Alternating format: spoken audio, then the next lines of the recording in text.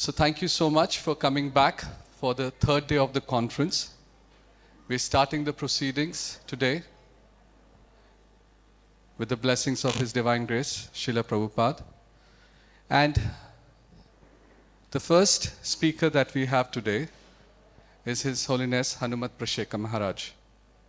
So then what we're presenting here will be a philosophy of education, and we'll look at very broad principles and then try and take it down to a specific application of what we're doing as an example for other people.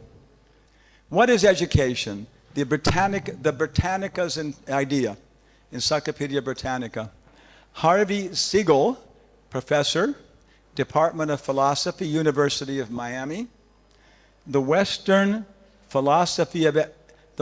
philosophical tradition began in ancient Greece, and philosophy of education began with it. The introduction by Socrates of the Socratic method of questioning, see dialectic, began a tradition in which reasoning and the search for reasons was and remains fundamental.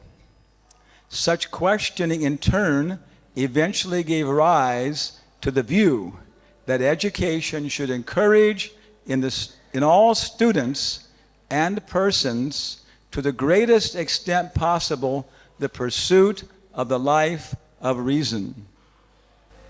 This view of the central place of reason in education has been shared by most of the major figures in the history of philosophy of education, despite the otherwise substantial differences in their other philosophical views.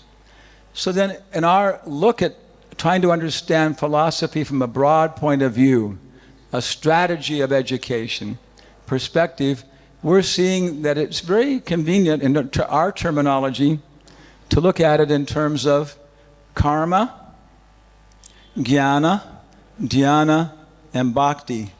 And of course, this is our development, karma yoga, so on. So, from the point of view of a karmi, education as information, all of my students know the capital of every state of the United States. All of my students know how many sensory receptors there are in the nose of a cow. All of my students know. So this is being rejected by Western education, that an educated person is not just somebody who has information, who has facts. No. The next level is jnana, education as reason, how to connect these up, how to take the facts and arrange them to make a logic, to make a structure, to make relationships. And of course, we train our students in grammar, right? The rhetoric, literature side. And we also train them in mathematics. We train them how to count, which is not a small thing, learning how to count. Then after that, they learn arithmetic. Then, usually geometry, right? And then trigonometry, analytical geometry, calculus. Algebra, Bertrand Russell says, algebra was the greatest advance of the 17th century because people became adapted to the idea of suspended judgment. Arithmetic, 2 times 5 is 10. Algebra, 2x minus 1 is 9. You have to suspend your judgment. We were discussing this, Sesha was discussing this yesterday. These things are actually learning this life of reason. So the Britannica said this is Western education, acquiring information, but also developing these things. From our perspective, the next thing is dhyana, education as intuitive abilities, imagination, contemplation, meditation, smarnam. Is this taught any place in our Western universities? Do they teach this introspective life and meditation, dhyan? Yeah, some very, very good schools, they'll be teaching in literature how to stimulate your creativity, these kind of things and so on. Then of course what we're taking it to, the final conclusion of our education is learning to love wisdom, bhakti Vedanta, philosophos. It's the same thing. Teacher, doctor, of love, of wisdom, bhakti Vedanta. So same basic reasoning, but Western education is kind of trying to supply these. And some good places are coming and trying to stimulate, teach the students how to contemplate, how to meditate, look at something in a broad sense. And especially the tradition we're seeing in the West, where it's very systematized and we can take advantage of it, is theater, improvisational theater. Okay, this is by Viola Spolin. The book is Improvisation for the Theater, Northwestern University Press. It's in second edition. And if I was going to recommend a library of 25 books, the best books I've ever read, this is one of them. I would recommend it wholeheartedly to every person in this room.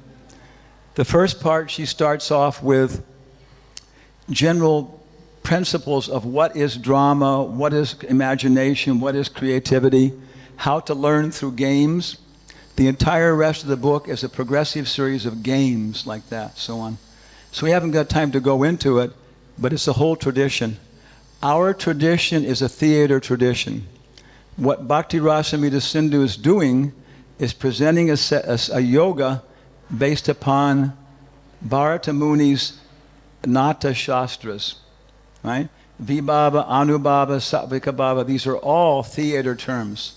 Jayaweta Maharaj accepted that what we're doing is Gandharva Veda, singing, dancing, and drama. But it has to come to that when you're singing the bhajans. Kiba Jayo has to come to that level. Okay, so we haven't got time to go into it, but this is the basic principle. I'm already running out of time here. We learn through experience and experiencing, and no one teaches anyone anything.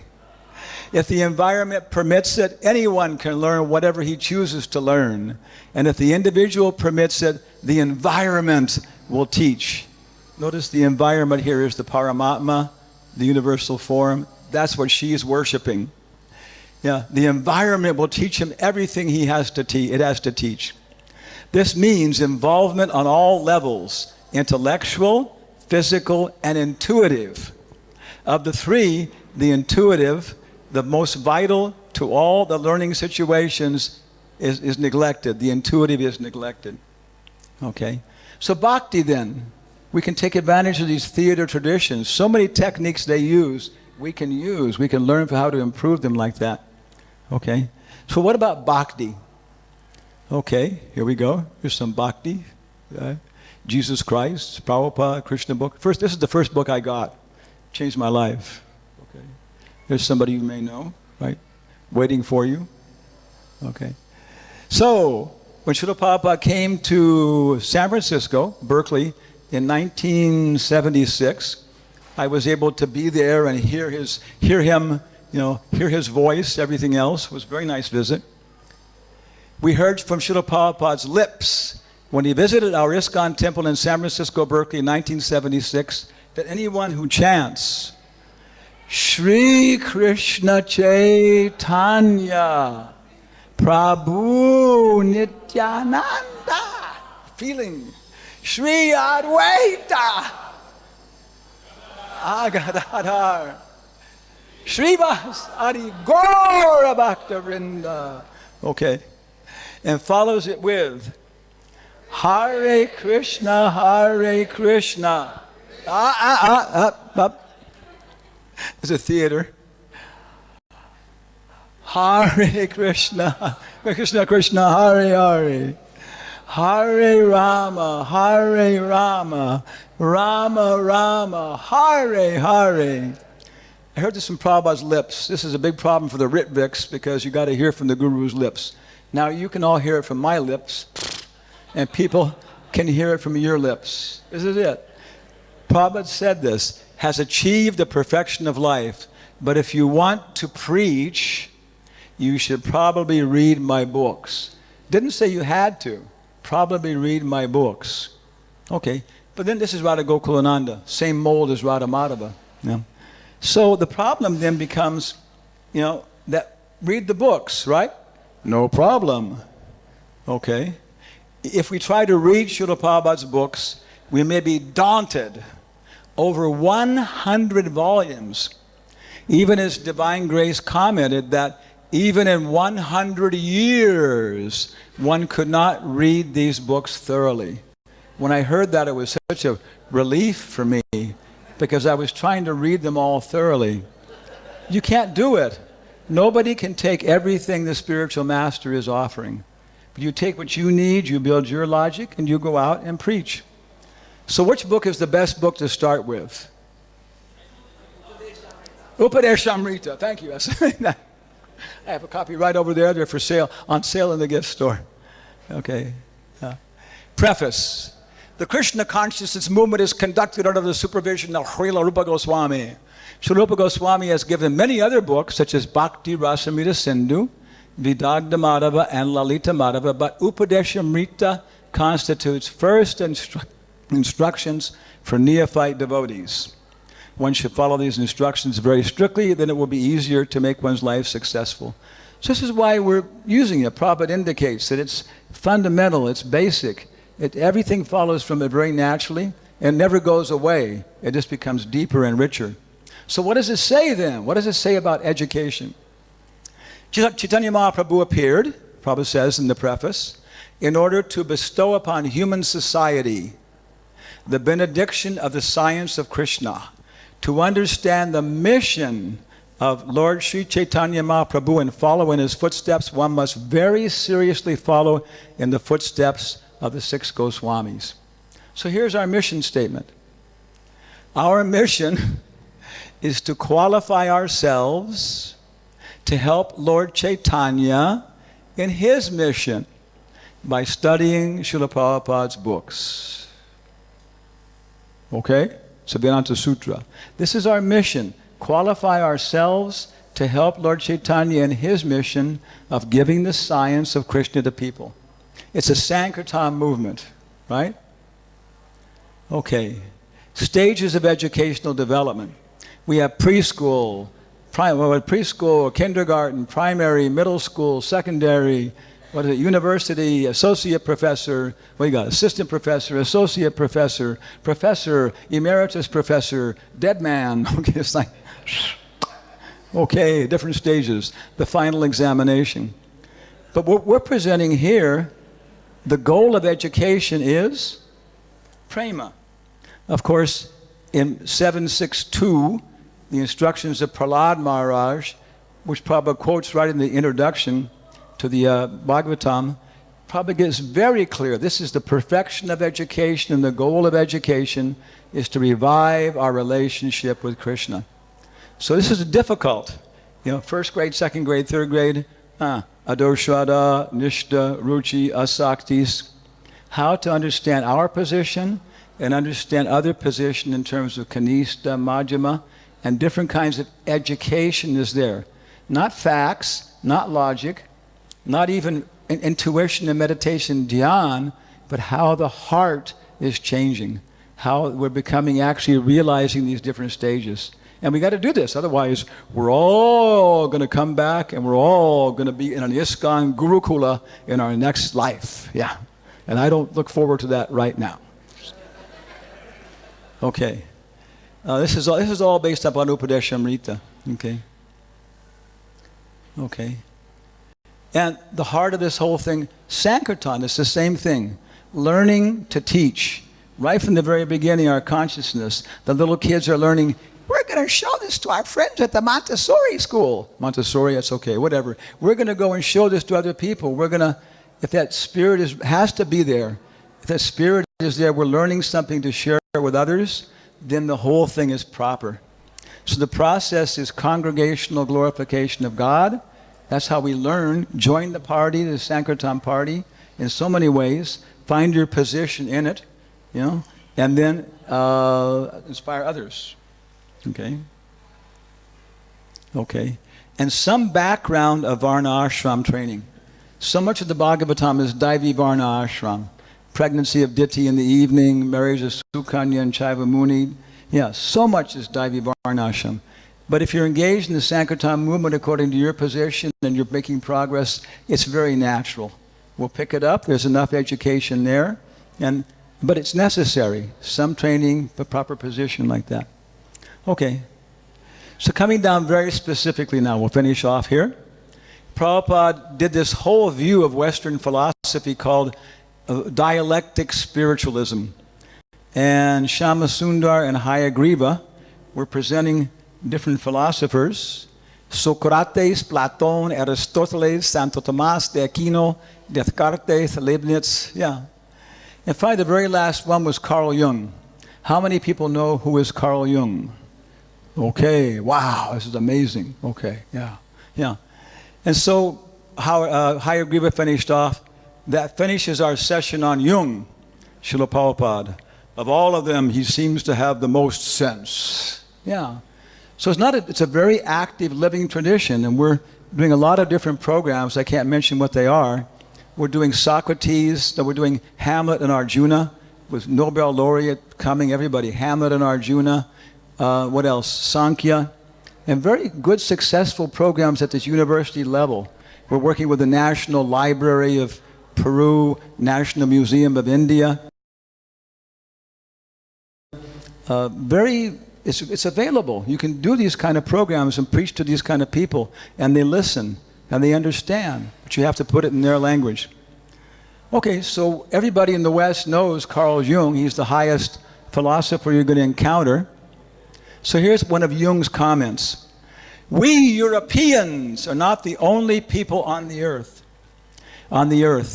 We are just a peninsula of Asia, and on that continent there are old civilizations where people have trained their minds in introspective psychology for thousands of years. Whereas we began with our psychology not even yesterday, but only this morning. These people have an insight that is simply fabulous. C.G. Jung, Analytical Psychology, Its Theory and Practice, 1970. So I haven't, I guess, what do we got here? Am I 5 minutes yet? I'm 5 minutes, right? Okay. Carl, get me started on Carl Jung. We'll go for 2 weeks here. Yeah. This is where I'm expert, right? Know a little bit about everything, and one thing about, I can talk, I've done it, on the highest global level of psychology and Jungian psychology now, because I've done my work. My tendency, I like this. I like reading about Jung and the mind. I can start telling you stories in psychology and have everybody in the room crying at the end of the story about what people go through in life and so on. Yeah, and reality. So, okay, back it up here. So, if you want to get into this, talk to me later. But just in general, it's very good reading is Jung's autobiography. Memories, Dreams, and Reflections. Carl Jung's autobiography. And all the devotees I know who have gone through it, it's very stimulating. He was on the level, he was above Virat Rup, he was on the level of Hiranyagarbha. He was 30 years old when Prabhupada was born. Most of the hippie revolution was created by his ideas. So he created the ambience in which Srila Prabhupada was able to appreciate these things. He would look at somebody and he would meet you, and like it or not, he would be aware of your position in the Virat Rup, that your personal individual archetypes, the collective unconscious that was influencing you, and he would say something like, "What about your mother?" And you would fall on the floor. Yeah, that was these are not ordinary people. These people exist like that. They're on the level of dhyan, and also some of them are very big demons. So be very careful. Yeah. Okay, so then in the modern world, there's the Philemon Foundation in London, Shonu Shamdashini, incredible historian. He's a professor at the, Department of the History of Medicine at the University of London. He was looking for a guru. He found Jung, dedicated his life to him. And he translated the Red Book. How many people know what the Red Book is? Okay, now we're dropping down here. Yeah. Jung kept his own diary, beautiful art. His descriptions, everything else about his experiences going into the subconscious, these things. We want to see this. No way, you know. Everybody will think he was psychotic. But he wasn't psychotic. This is the way we all think. We have a very thin veneer of civilized, industrialized life. If you're touching somebody else right now, raise your hand. If you're touching somebody else. It's got to be two people. Nobody is touching anybody else because you don't touch people. Yeah. This is time, space, perception. It's below the level of our consciousness. Traditional Arabic culture, you have to be on top of everybody else, smelling their breath on your face. Try that around here and see what's happening. Yeah. So the Philemon Foundation will be going, after we finish off in India, we'll go back through, and in April we'll go to a symposium in Santa Barbara on Jungian psychology, and hopefully for the first time I'll actually meet Shonu Shamdashini. We've been encountering with the programs in South America, the National Museum, these programs, Beverly Zabrieski, Patricia Losha. These are founders of the Philemon Foundation. They like our ideas. They're recommending us. So if we can actually have a nice dialogue, we can start building incredible bridges in both directions like that. I can't read that. What does it say? Okay, questions and answers. Okay. So we have 3 philosophies of education which have been submitted to VIPLAVAH, our magazine. Bala Govinda Das in Pune has agreed to be the editor for the book. We're talking about this. Urmila Devi Dasi submitted the philosophy of education. Ras Mandala submitted the last philosophy of education. I did. I couldn't get anybody else to submit articles for VIPLAVAH on philosophy of education. Ras Mandala said, this may be indicative of where our society is at. Everybody has a philosophy, but who's articulated it? Yeah? Who is articulated and has credit? Where they want to share it. So this is where we're at in terms of taking different philosophies of education, and now basically you've seen all 3 like that. What happened here? Okay, there you go. Thank you. Hare Krishna. Okay. Hare Krishna. Thank you so much, Maharaj. This is our web page, www.jayarama.us, and you can contact us to air. Okay. We're ready to take questions and comments. Everybody from, you can tell people from Spain, they all look like priests. Dara Krishna told me that. Maharaj, thank you very much for your enlightening presentation. I wanted to ask, you mentioned the 9 stages from Shraddha to Prema as part of the process of education. Generally speaking, we educators generally agree that to assess values is the most difficult things to do. How do you assess all these stages of education in the students? Haven't you read Nectar of Devotion? Who is your guru? Yeah. Yes, it's all there, isn't it? Yeah. Adoshada, somebody, a little preliminary faith, they try it out. If it's not so good, I won't go. Sadhu Sangha, I want to hang out with these people. They're nice, and their guru, Charya, is a nice guy. So we can assess that. Adoshada, Sadhu Sangha, Bhajana Kriya. Okay, now formally I want to matriculate. It's initiated devotee. Somebody is initiated devotee. And then Adoshada, Sadhu Sangha, Anartha Nivritti. It's very accessible. Have you given up 4 principles? Ladies' fashion magazines, men's sports magazines, right?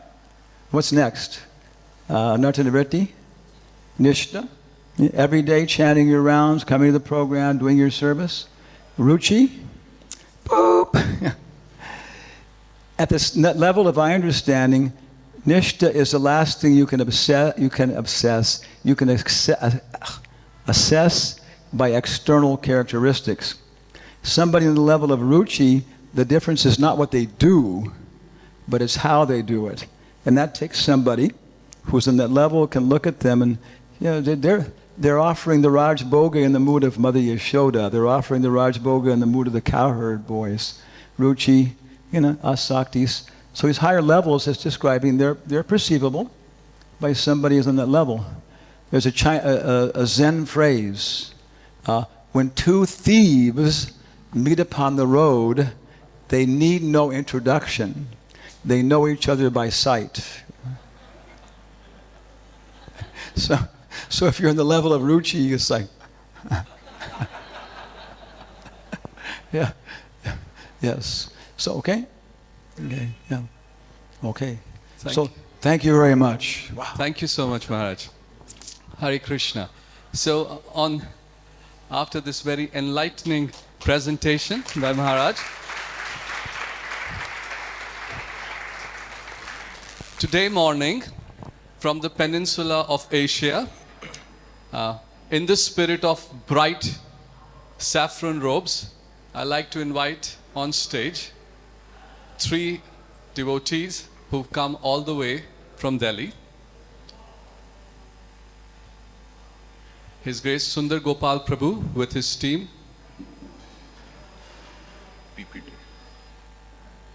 You're going on stage? And they are going to share with you very briefly the transformation that they're creating in the lives of impious people amongst youth school. Ajita Govinda Prabhu? Not present. Okay, so he's present through you. Thank you so much. Hare Krishna.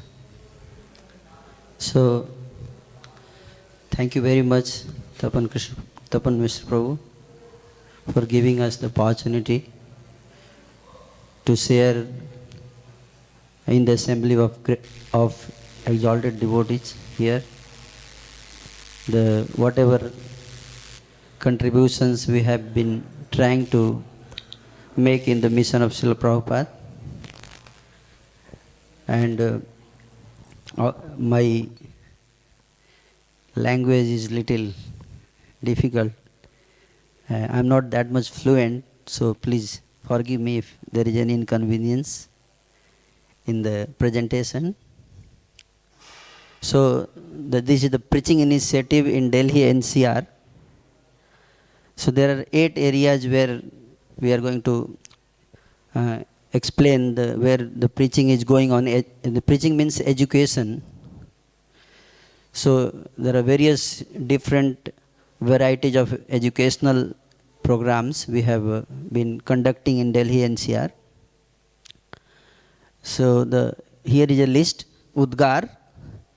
This is a mega youth festival which we conducted.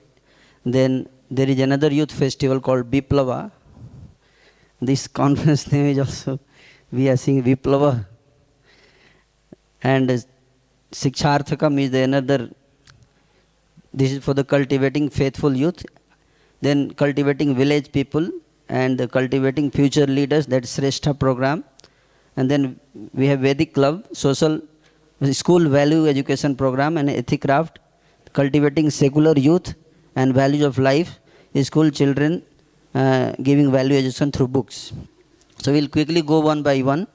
Next. So this is a mega youth festival. I'll just give you 2 minutes video, a clip. I will show you all about this festival.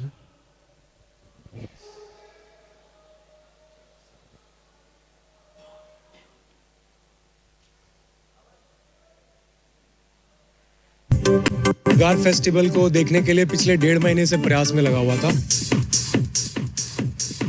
ये उद्गार उत्सव मानवीय मूल्यों के ऊपर आधारित है। Coming to this program, my framework is when I leave from this place, I have a positive mindset.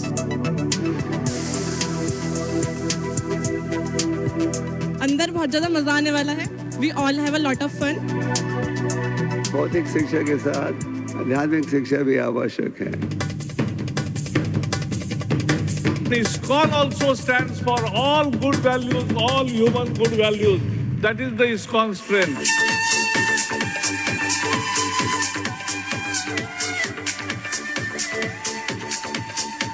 Youth को बहुत सारी चीजें हैं जो हम मैटेरियलिस्टिक चीजों की बात कर रहे हैं, मगर ये बात कर रहा है प्रैक्टिकल चीजों की. जैसे गीता के बेस में आप सारी चीजें प्रैक्टिकली यूज कर सकते हो. तो यहाँ पे एक एनर्जी मिली. ISKCON और इनसे जुड़े हुए लोग हैं वो हमारे वैल्यूज़ को ही आगे बढ़ाने के लिए जितने भी अथक प्रयास कर रहे हैं वो बहुत ही सराहनीय है.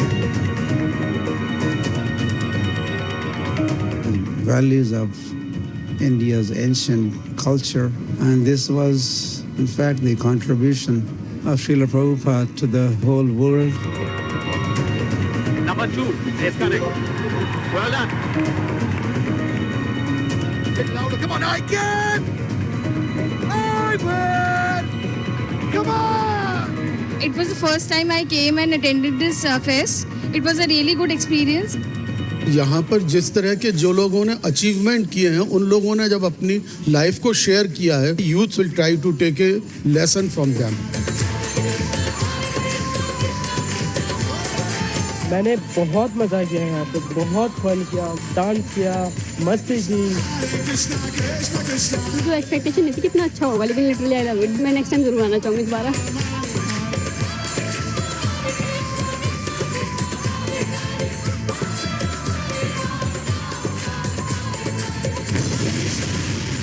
Udgar, an expression of goodness and joy. Thank you so much. So this was like a 6-hour festival, which we have tried to concise in 3 minutes. So this is a yearly mega youth festival, and this year also on 15th September we are going to conduct the same festival in Indira Gandhi Stadium in Delhi. The dignitaries and college educators, because in India, like it is very secular. Usually people expect secular presentations. So many dignitaries, they doubt that ISKCON is a religious organization. So through this festival we are trying to attract them. They come and they see that we are contributing to the society. So they, after attending the festival, they are allowing us to enter in the colleges and give our presentations. And there are events like motivational seminars, theatrical presentation, dance performance, sand art, so inter-college quiz, mantra rock, and there are further programs. Next. This is the VIPLAVAH Youth Festival. This is festival for the devotees, youth who has become devotee, who are chanting at least 4 rounds. For them also, like around 700 youths, they come and attend this festival. This is a half-yearly festival. Next. We don't have time to show the video. We can go ahead. The video is available on YouTube. All the festival videos are available on YouTube channel. We have a channel named Siksharthakam. So all the videos are available. Next. This is Siksharthakam.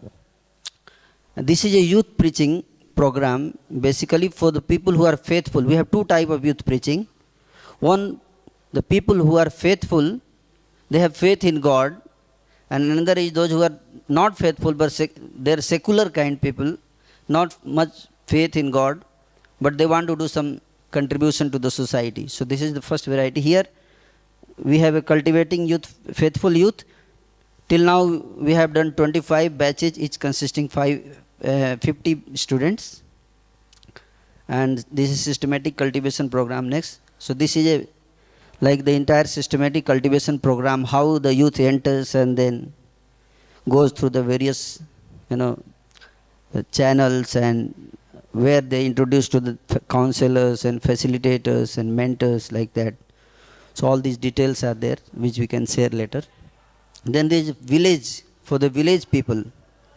We have 5 phases of cultivation in this: fertility phase, cultivation phase, then mass expansion phase, the different phases we have this for village people also. Next. Then we have leadership with a difference. There are youths who are like preparing to occupy the prestigious positions in Indian government, like judges, lawyers and chartered accountants and administrative officers. So for them we have launched this program, and they are, till now we have this 90% success rate. Like those who come and stay in our program, we provide them a staying facility and prasadam, and also regular motivational seminars, and they are trained, and after passing they go to occupy the positions, and then they contribute to the mission. So this is the program for them, and we have a whole detail of brochures and everything for this. Next. This is for the value education program for the school children.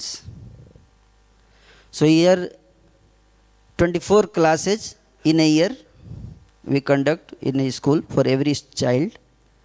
Target 3,000 children by December 2019 we have to reach. and till now we have reached 1500 children. So this like workshop, seminars, activity based assessment, parent and teacher orientation programs, tours and yoga and meditation. So this program includes this. And we have developed the curriculum also. Around 70 to 80 presentations are ready. So like that. And Das Raghunath Prabhu is here. He is the person who is like developing the curriculum. I told him to coordinate with Hare Grace Urmila Mataji also for getting more feedbacks how to improve. Thank you. Then we have ethic craft. This is for the people who are secular and not inclined to spirituality. They want to do social service. So to attract them, we launched this program. Next, you can go. So this is like, mission is that engaging their inclinations towards individual or social upliftment and gradually sublimate it towards Krishna consciousness.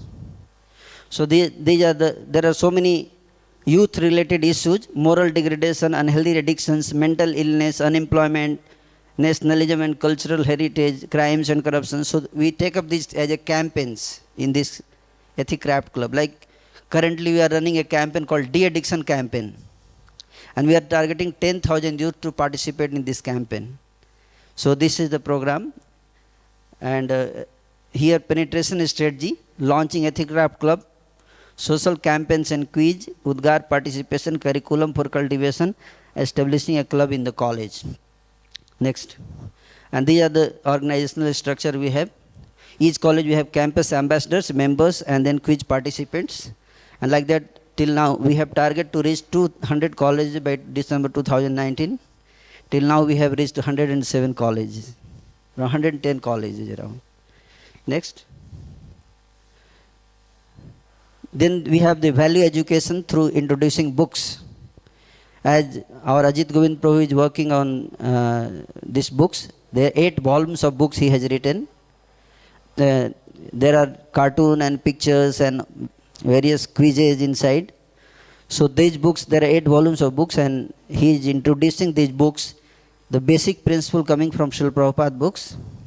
And 80 schools has been covered till now. They have accepted these books in their curriculum regularly.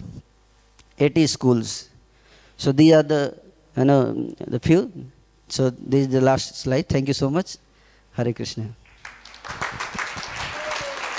Sundar Gopal Prabhu didn't mention, but from what I understand, the youth festival that they conducted at the stadium was attended by more than 6,000 youngsters.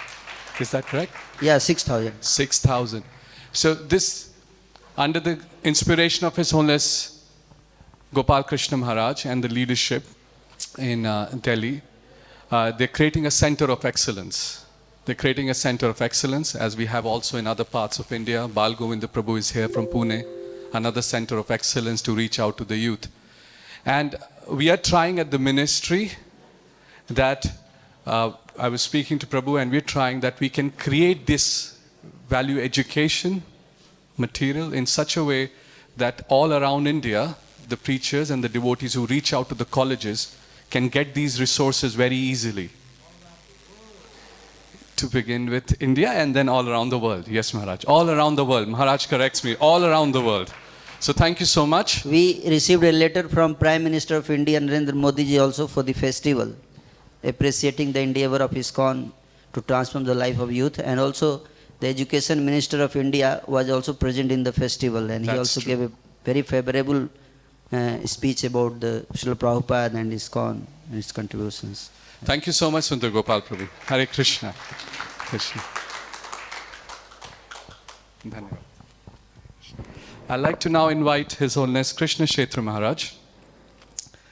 And of the various topics which are important for this conference, this topic is one of those which should raise some eyebrows, hopefully should raise some sort of a storm in our heart,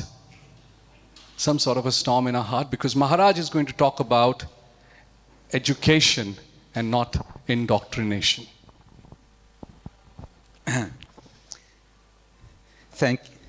Yes, I will. Yes. Thank you, Tapan Mishra Prabhu, for inviting me to this event.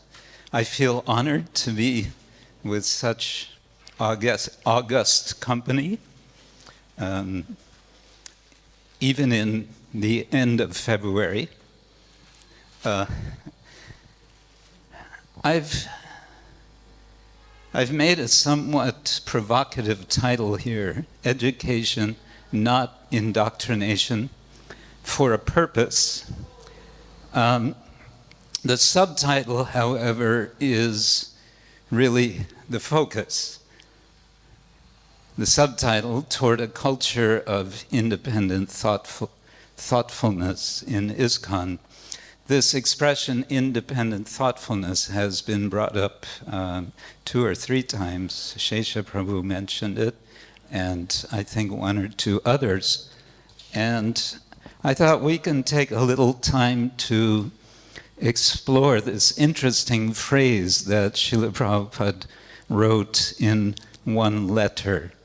And what I would like to happen when it comes time for questions and answers, what I'm hoping is that more than questions, you will give suggestions to a question that I'm posing. And the question is,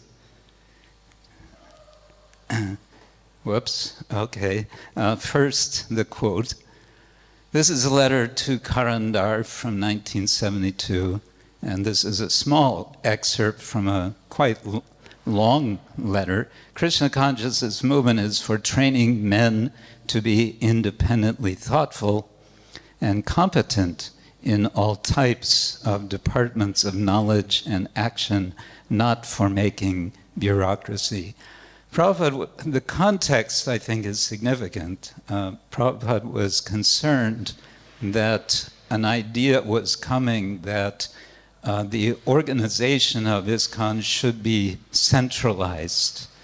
Prabhupada didn't like that. He wanted independent centers, and he wanted the devotees who run these centers to be independently thoughtful. So the context of this statement, you could say, is management, but I would suggest that it goes much further than that, because Prabhupada says independently thoughtful and competent in all types of departments of knowledge and action, not for making bureaucracy. Okay, next slide. Oh. Here's the question: how can ISKCON education best foster a culture of independently thoughtful devotees? What I'm suggesting by the title of my presentation, my provocative title, is that perhaps something more could be done than we are presently doing to foster such a culture. Now, what I'd like to do is actually change my plan of presentation. And I'm wondering if you could move very quickly up to slide number 13. Here we are. Yes. I thought, let's cut to the chase. And here are my suggestions, and then we'll see how much time there is. I may elaborate on the issues behind this. So I want to suggest a few things, and perhaps you will have other suggestions for developing, for promoting, for fostering a culture of independent thoughtfulness. First of all, welcome questioning, taking the question seriously, not dismissively. I speak from experience of occasionally, many years ago, asking the speaker of the Bhagavatam or Bhagavad Gita a question which I thought was a reasonable question, and getting the question dismissed with, a 5-second answer. I felt insulted. And I I'm saying this because I want to suggest something else about what I think is something of a problem. And it relates to what Aniruddha Prabhu mentioned in passing in his presentation yesterday. He said before coming to the temple in Melbourne, he felt some fear. He felt some fear of ISKCON, and he said, and many people have a similar feeling of fear. Why? We may ask, why would anyone be fearful of contacting, of connecting with devotees? Could it be because of fear? Could it be a fear of indoctrination? And if that's the case, why is that impression there? I also suggest encouraging debate and not rigging the outcome. Rigging the outcome means we have to come to a certain conclusion which we've decided in advance. There's a very rich tradition in India of debate, which is described in Nyaya Shastra. This could be revived if you look at the Tibetan Buddhist tradition. They have a very rich tradition of debate by very precise methods. I think we can encourage diversity. We speak about unity and diversity. What about diversity of viewpoints and not feeling threatened by that diversity? Now, here is the other side of what I see as an effect of what I'm calling, in a strong term, indoctrination. And that is a tendency in our society, within the society, to see things in black and white, and not appreciating that there are shades of gray, or if we don't like the color gray, shades of any color but black and white. So in our discourse within ISKCON, we often find an adversarial atmosphere, which perhaps is not necessary if the culture would be one which is more fostering of independent thoughtfulness. I would also suggest that we do research as educators and encourage others to do research in modern educational institutions. Educators do research. It keeps the process of education going. It's not that I learn, then I finish my learning, and then I teach, but it's an ongoing process throughout one's life. And it's a culture of research. Now, I know someone is going to say, but Prabhupada said there is no need for research. To which I would say, let us consider the distinction that Srila Prabhupada made between mental speculation and philosophical speculation. He condemned the former, and he allowed the latter. So in that spirit, research is something which can be done. I would suggest it needs to be done if our tradition is going to be a living tradition rather than simply relic of the past. Next, encourage speculation. Philosophical speculation, as I said, it is permitted.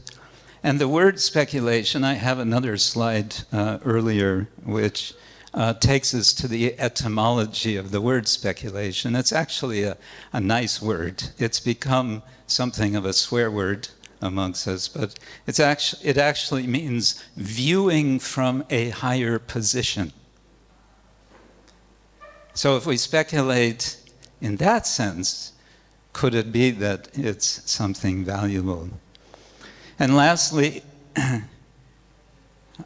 I want to suggest that writing be encouraged.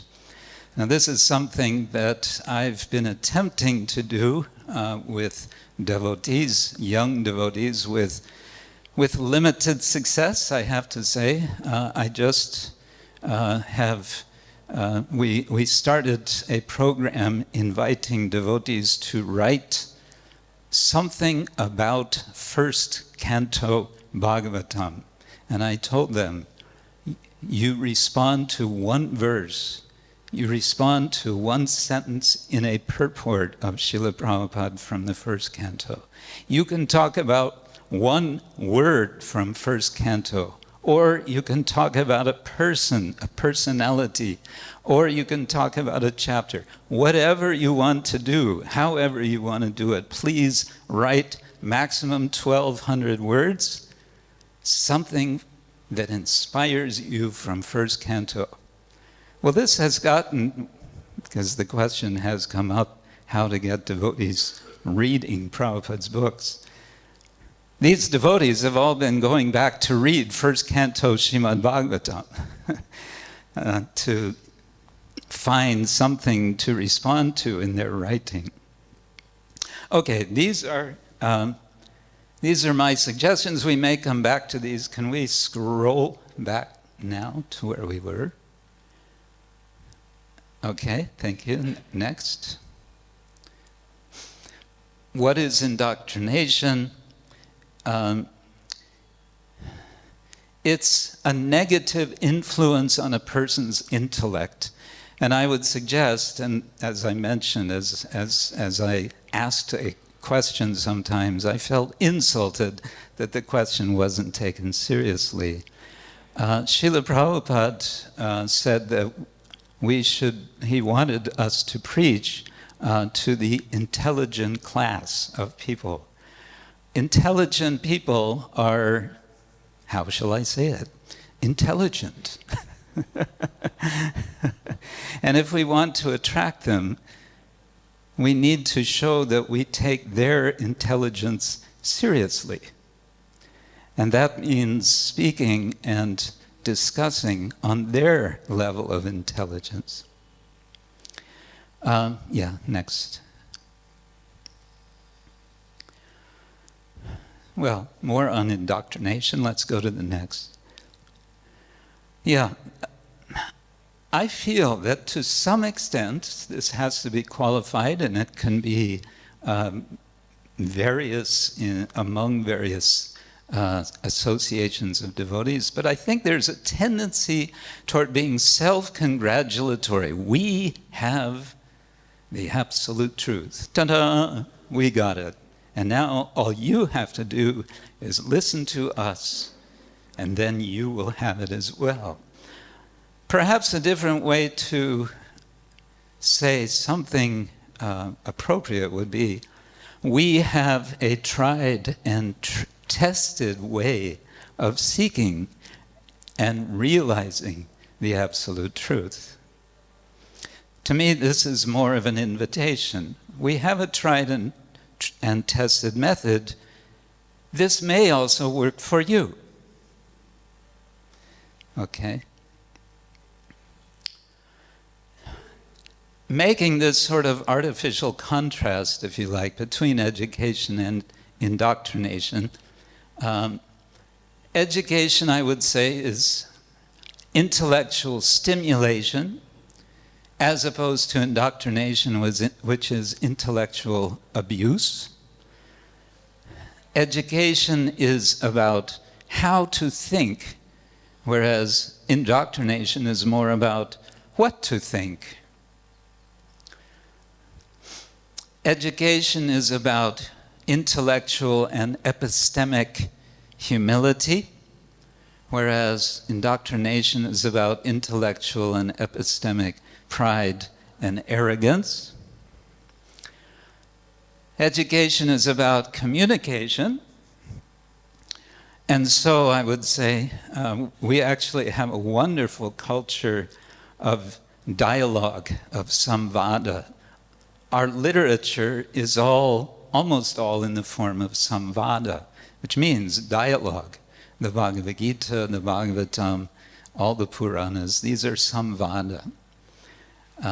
The opposite of this, indoctrination, is preaching in a negative sense of cultures of monologue. I speak to you, you listen to me. For a lot of people, this is not attractive. Can we learn to listen also to others? This is, I think, the question to include.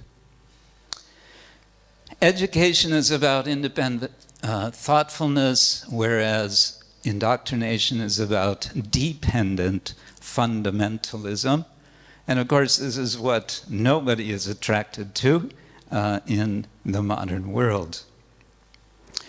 Education is about always seeking truth.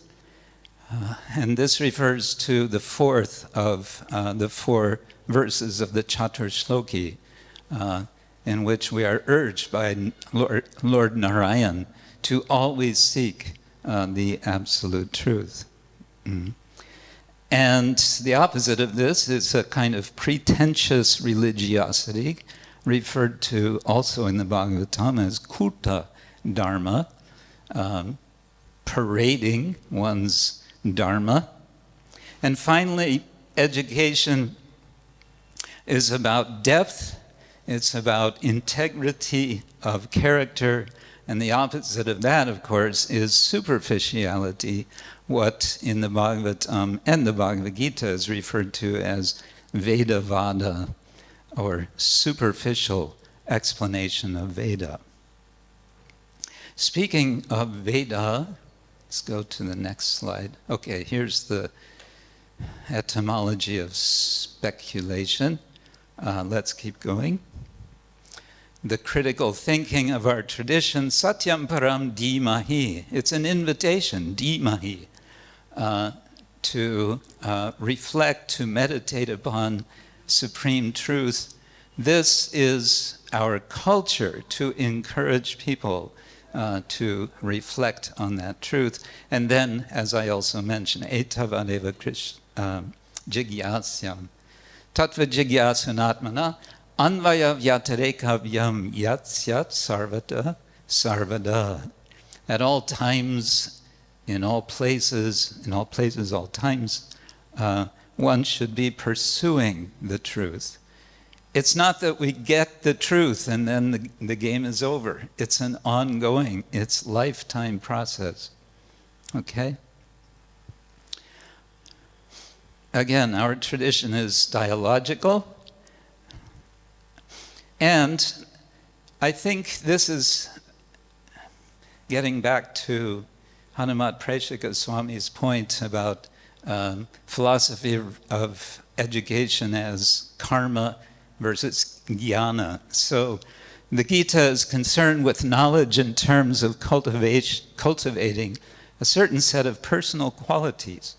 It's not giving a library of facts. Our education systems should focus on the former, not on the latter. Okay? Now this gets into some rather complex discussion, and I just want to mention that if you're interested, you may find this on the internet, on YouTube. There was a conference in Gainesville just, 2 or 3 weeks ago on science and consciousness, something like this. One of the presenters was Radhika Raman Prabhu from Boise, Idaho. And he presented Jiva Goswami's discussion about pramana from Jiva Goswami's appendix to the Sandarbhas. And the point I want to bring here is his point, is that yes, we understand that, that our foundational pramana is shabda, is scripture. But what he has pointed out in his talk, you can turn to the next, is that there are 6 what he calls chinks in the armor of shabda. That there are ways of understanding that it's a nuanced story. That just to say shabda is the foundation is not the whole story. So this opens up possibilities for acknowledging the importance of reason, the importance of intuition, and so on. He's given this in a very precise way. So I want to suggest that from our philosophy, we see also within our epistemology an invitation and encouragement that we foster this culture of independent thoughtfulness. So I'll stop there, and we can see if there are any suggestions for further cultivating this culture, fostering this culture. Thank you. Yes, Mother Urmila. Yes, Urmila Devi. In the meantime, can we take a question here, Maharaj? You want answers rather than questions? I'm hoping for some suggestions to add to. All right, well, one answer is let's get our hermeneutics together. And we don't have this yet. With what you have on that slide. So talk to Radhika Raman. Let's get that in our supplementary material as part of our hermeneutics presentation that we're working on with the SAC. And let's get hermeneutics instruction in ISKCON in general. Yes. Let's get this finished, get it approved by the GBC, get it out, integrate it in the Shastra courses, and train people how to do practical samvada and train people in hermeneutics dialogue. So that would be my first suggestion. Good. My second suggestion would be that on the level of our ISKCON management, that we have this organizational development study, but myself being degreed in leadership, that we should be creating a Brahminical culture. I would suggest that we are heading more and more and more to a Vaishya and Shudra culture. And we are promoting centralization and bureaucracy like anything in ISKCON. We're pushing it as the be-all and end-all solution, the panacea to all of our problems. Centralize more, bureaucracy, jai. Corporation. Well, let's go to American for-profit, corporate, tangible product, paid worker model and superimpose that on an international volunteer, intangible product organization, and then think we're going to have a Brahminical culture. So that's my second suggestion, is move towards a Brahminical organization of an adhocracy. Yes, thank you. Very good. Thank you. Any other suggestions, Maharaj? Let me respond just for information for the others, because Urmila Devi mentioned hermeneutics. How many of you know what the word hermeneutics means? So there are quite many of you who don't know what this word means, and you may like to find out what it means. It's a fancy word for interpretation. And there is a massive project which is going on now, which is coming out of the SAC, Shastric Advisory Council. It's going to be implemented as a training program for devotees all over the movement. And Urmila Devi is overseeing that. Shesha Prabhu. Shesha Prabhu, would you like to? Marj, we seem to attract people that want indoctrination And so how do we break that cycle?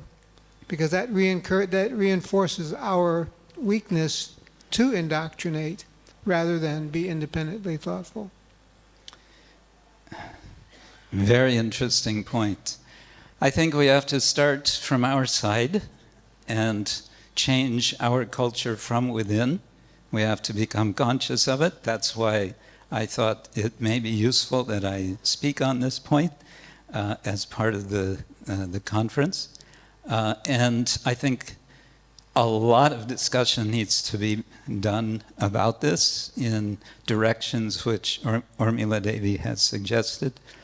But we have to start somewhere. We can't put up a sign, keep out if you're into indoctrination. That might not work. Maybe you have a suggestion. Okay. Another comment or question from Eknath Prabhu there. Hare Krishna Maharaj, thank you for your wonderful presentation. One suggestion is that we have the GBC College for Leaderships. So maybe perhaps this kind of material can be included in our presentations and curriculum. Thank you, yes. Thank you. Good. Next, Venugopal Prabhu here.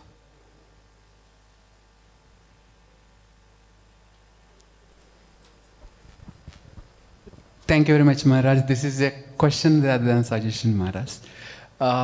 Please kindly give an example as mental speculation versus philosophical speculation, Maharaj.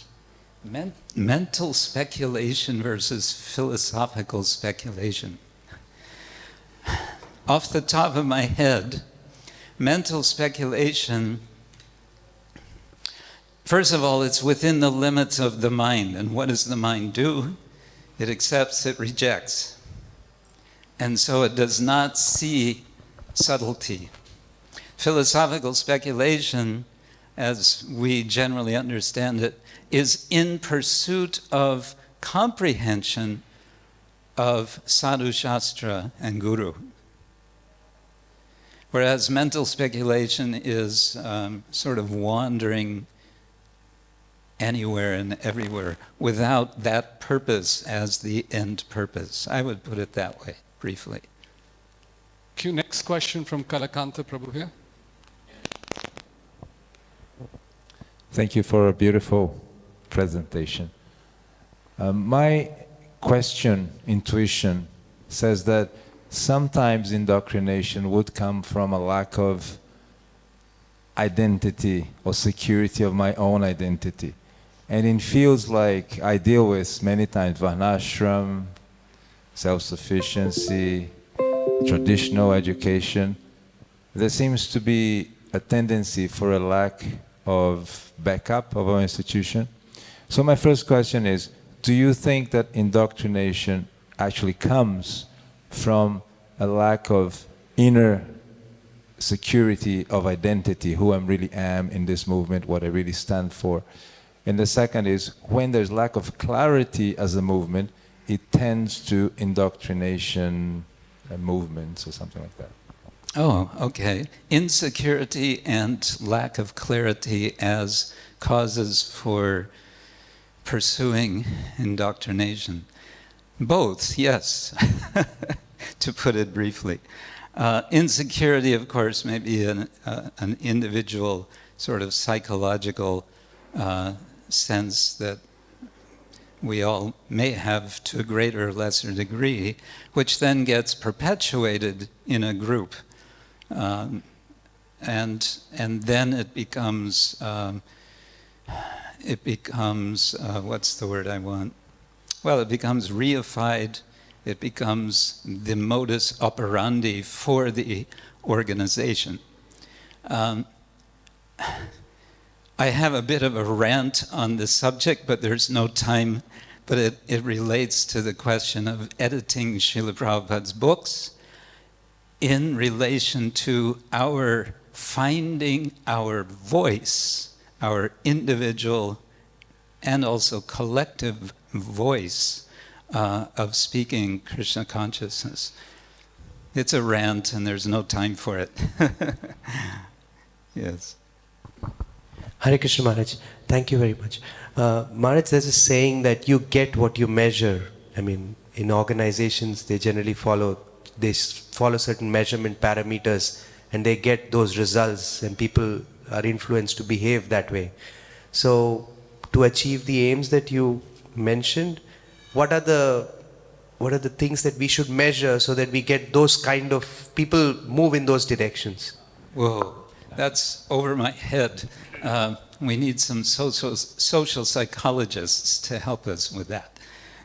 To what extent measuring is a priority, I would question, because it could also be self-defeating, I think, because we start to think in deterministic terms, which may be counterproductive. At some point, yeah, if someone finds ways that are meaningful and beneficial, it might be good. Hare Krishna. Thank you, Maharaj. One last comment or question there. You mentioned debate. I know in the Western academic sense there are various rules for debate, and I've understood that there is a Vedic or some sort of system of debate. But I've yet to see any debating in ISKCON according to any sort of either Western or Vedic or any type of thing where you have actually there is one place I've seen it, but I won't get into that. That's not debating. Anyway, so that would be a suggestion that we actually do have a debate on something. Yeah. And have it, according to some rules. Yeah. Maybe start with something less controversial, but good luck finding something less controversial. I'm sure there's some things. Anyway, that's a suggestion. Thank you. Have a debate, publicize it, and record it, and then see what happens. Thank you. Good idea. Okay. Thank you so much, Maharaj, for a thought-provoking, if not completely provocative. It wasn't provocative at all. Very thought-provoking, as we can see from the various participations. Thank you, Maharaj. I'd like to now invite a topic by a presenter.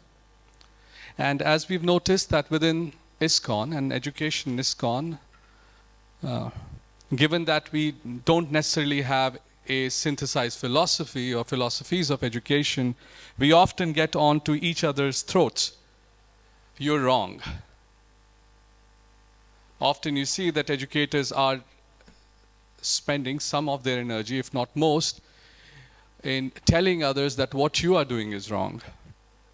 And at some point in time, that tendency has to go away. Otherwise, as Maharaj was sharing, that platform of independent thoughtfulness may not be provided.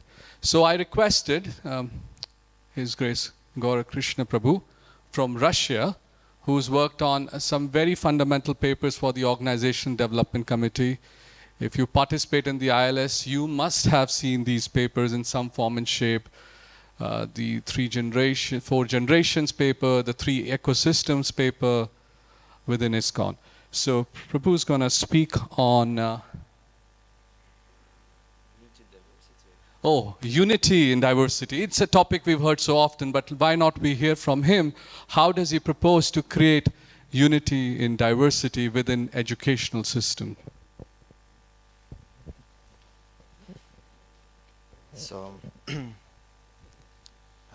thank you for the opportunity to speak for this conference. What? Closer to. Okay. It's a time. It's privilege and mic closer. Okay. I always when I speaking I was like this. Please remind me if my mic somewhere. I need like. And when we speak about effective educational system or successful educational system, in one sense, it's very easy to answer. For instance, like from point of view, me as father of the parents, I definitely can say what it means successful education, that my child is grow up in secure place, he is protected, he is well behaved, he is educated, he is skillful, he can work, support himself, work in the real world. So for me it's like when I parents it's easy to answer. But from other side, for the person who try to develop such system, these questions may be not so easy to answer. And every society or institution which is like to survive for the long time from generation to generation, they have such issue how to educate next generation, how to educate people who join to them, and they try to develop his own educational system, and we can see who somebody is successful and they continue to life like, as a society or institution. Somebody is not successful, and as we can see from the different researchers who is such organization who is more or less successful, we can see that for educational system we need to have a full, we can say, full set of the body of knowledge. And as we're discussing is many times here in this education, we can see that how its body of knowledge may looks. Like, for instance, if you're looking on ISKCON as institution, as a religious movement, definitely first such system need to philosophy of education. So, and philosophy means, especially for education, then means what is the subject matter of the education, why we should learn, how we learn. It's like, you know, like epistemology, it's like axiology, what is the values, what is the sonum bonum, why we should do this, and also ethics. So how people should interact and what is happening inside of the people. And because we are supposed to be astika person, so we are, I think is our scriptures or our shastra, it is foundation. We are astika, not nastika. So we take this philosophy from the scriptures. It's important. Then next embodiment, we're going to the ground, is supposed to be scientific theory or theories of the education. And it's what it means. It means when you're looking from the philosophical point of view on the reality, you create some picture, how it works, how it's connected to reality. For instance, we have a lot of philosophical points like what is the personality? This is soul, this is body, this is subtle body, etc. We have idea of gunas, but how it works. And this is required not just philosophical vision, that requires also like observation, experimentation, contemplation, and like statistics. For instance, like if you want to create some system, you see, okay, how much people we have, how much people join, how much people become mature, how much people is living, like just statistics, we can see how it's going on, does it work or not. And it's important because if we just think about our feelings, our what we feel about this, what we think about this, but not get feedback from the reality, it become a little bit like theoretical in sense of not practical. So, and this is many people try to develop this. They create some system. They create. We maybe if at the time we show examples. But next, it also this gives picture of the reality. But this is not enough for education. Next time it should be developed into methodology, like curriculum, some how many time, how it work, how to represent, how to how to connect to people. So many things. It's give much more variety. For instance, like philosophy, we have almost one philosophy, not so much opinion. What is our philosophy is, but our experience or our vision may be different. We may have many theories how it works. We may see from different angles of view. We may see different aspects of this. We can develop a whole idea or maybe one aspect of this. For instance, like in the theory, we may say the questions, okay, is there difference between education of the child or adults? Is there difference of this? Okay, maybe it's same, maybe it's same, maybe not, but when we may see this is difference. For instance, like some theorists say, what is difference between adult education of adults and child? That child not only receive information and skills and some ideas, but he also developed an eternal instrument, karanas. His memories, speech, how he work, how he represent. It's very important. And for this is particular time where this instrument is developed. You know, like a body is growing. For instance, like speech as instrument, they develop between approximately 2 and 6 years. So if in this time people don't train his ability to speak, after that it's very difficult for him to learn. You know, like Mowgli, you know Mowgli? So Mowgli effect with small child which is growing in the forest among the animals, it's very difficult to learn them after particular time. This is called sensitive period, when education is most effective particular time, because they develop his instrument. So, but adult person, they already have some kind of his system how to work with word. So he just need information, he just need to contemplate. It's a little bit different. Or another example of this, like from philosophy, from our that in particular time, in 5 years, child should go to the school, to the teacher, something. And why 5? Why not 6? Why not 4? Why not 7? So, and some theorists say, theorists who come to the ground from empirical research, etc., say, on the child he has some time which is called readiness for education.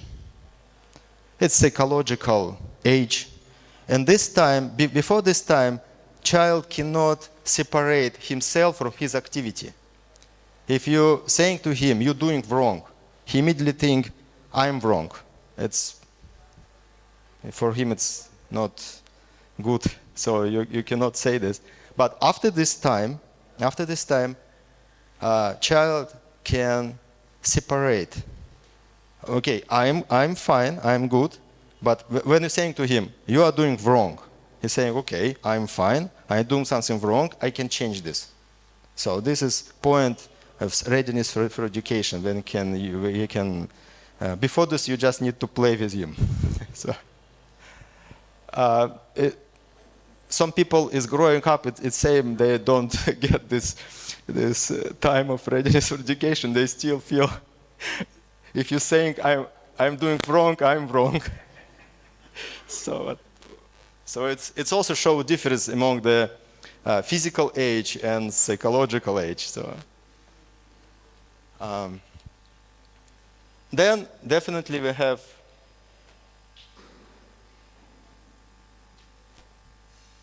what is the it's time limits. My time is finished. No? Aha. So then mythology, then facilities, physical facilities. Somebody can say, according to our methodology, we need big house with many venues, people can change this. Another may say, no, we need to small huts on the open place, or maybe we need to sitting on the tree, or maybe we use tablets, or maybe we use screen, or whatever. This should be organized, okay? And this requires some money, some economics, etc., etc. And then last.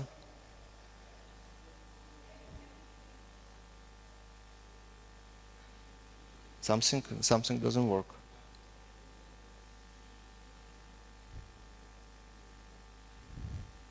Maybe batteries.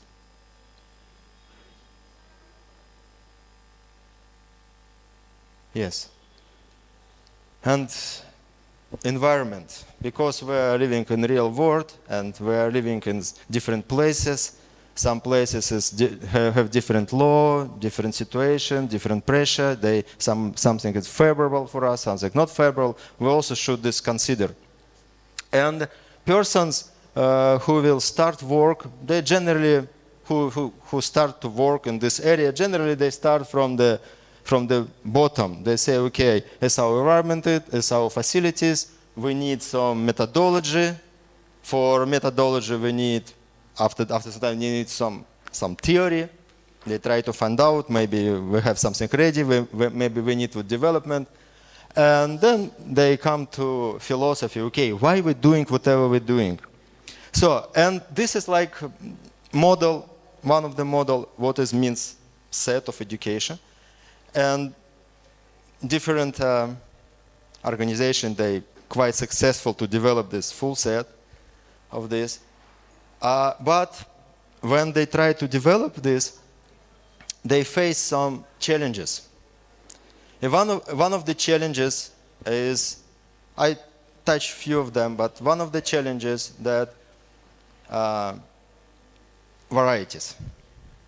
Because even if we have one philosophy, but we have different vision, we have different theories. According to theories, person that develop different methodology, and definitely they have different facilities and environment.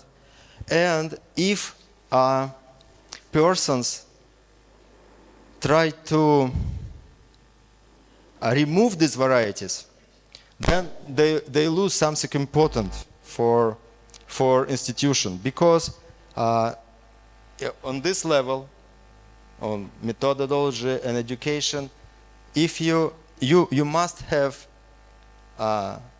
many different approaches and methodologies to cover all needs which you have. For instance, like if you come to dentist, if he have only one instrument, which is how it's called in English, which is like put the teeth, say, okay, you have the problem, this is solution. Okay, you have another problem, this is solution. So maybe you feel a little bit nervous about side dentist, but when you come to the professional dentist, you have a lot of many methodology, technologies, instrument, which is for each problem he is using this instrument, and they do not fight about what is better, what is the best. They need all of them by particular time. For instance, like one methodology maybe you develop for the, I need to after 5 minutes. So, my God. Okay. So I then reduce. So variety is important. Because the treasure, they make organization more strong, and sometimes in same times unity should be then level is more high. There should be more unity. Like philosophy is same. Then you have few. Prabhu, you have total 15 minutes more. Okay. And you can pace your time. Okay. We wanted to leave 5-10 minutes for questions, but you have 15 minutes. Yeah, okay. Hare Krishna. So, but on this level, we may have few theories which is explain different aspects, and the point is not argue, but to understand why you see like this. What is the benefit for this? How it works? What is your practical knowledge? Here we may have much more varieties and use for different audience, different people, different circumstances, learn of them, how it works, and then we can, like this dentist, may approach to different needs. This is one of the challenge. Other challenge, I'm briefly 5 minutes. Other challenge, which the organization is face. Next slide. It doesn't work.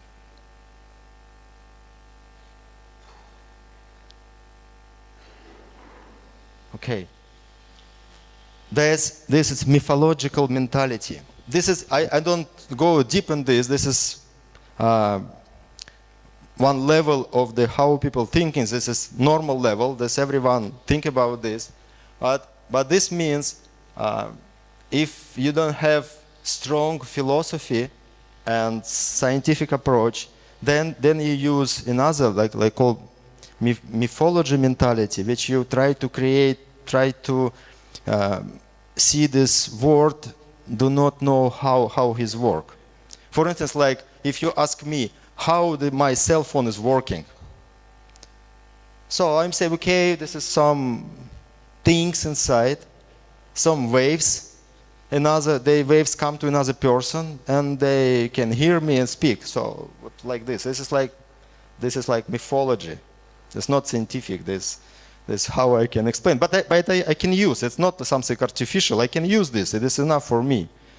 And this is mentality. This is challenge. How to not become. How become to philosophical or scientific instead of mythological, because it's like the base of philosophy, of contemplation, these feelings and beliefs, theories like superstitions and dogmas, methodologies, rituals, facilities the same. So like is best example how philosophy become mythology in this case. It's famous story about cat and basket on Vedic ceremony, marriage ceremony. You know the story. Yeah. So this is exactly example. This is challenges, and last things which I mentioned, the challenges that we this famous story Prabhupada saying a blind and lame persons, and we have our vision, we have our philosophy, but in practical way we may be lame little bit of some things in education, and we try to use our methodology, outside methodology, outside technology for us, and this is also one challenges, because we have some pressure from the environment. We try to use some methodology and we use outside solutions, outside what they do, and problem is person who is learning this, they naturally adopt full set of that methodology. Like we know a lot of stories how people to try to learn, for instance, like how family may support investor, and they go to Protestant because they have good theory and good philosophy of families. After some time, they learn say, okay, it's working. Why so you are not practical. It's working. If they accept the philosophy and science from outside, this happened many times. So and therefore, this is full set is important, because we definitely can easily adopt these things from outside, but we should not close our eyes. We can use this, but we should not go with waiting. Therefore, we need strong philosophy education, scientific theory, methodology, and we can argue, we can speak about this, but we should not fight on this. So this is, I need to stop. I like that point, Prabhu. We should not fight on this. Thank you, Gaur Krishna Prabhu. We'll take some questions and feedback. First from Parabhakti Prabhu at the back.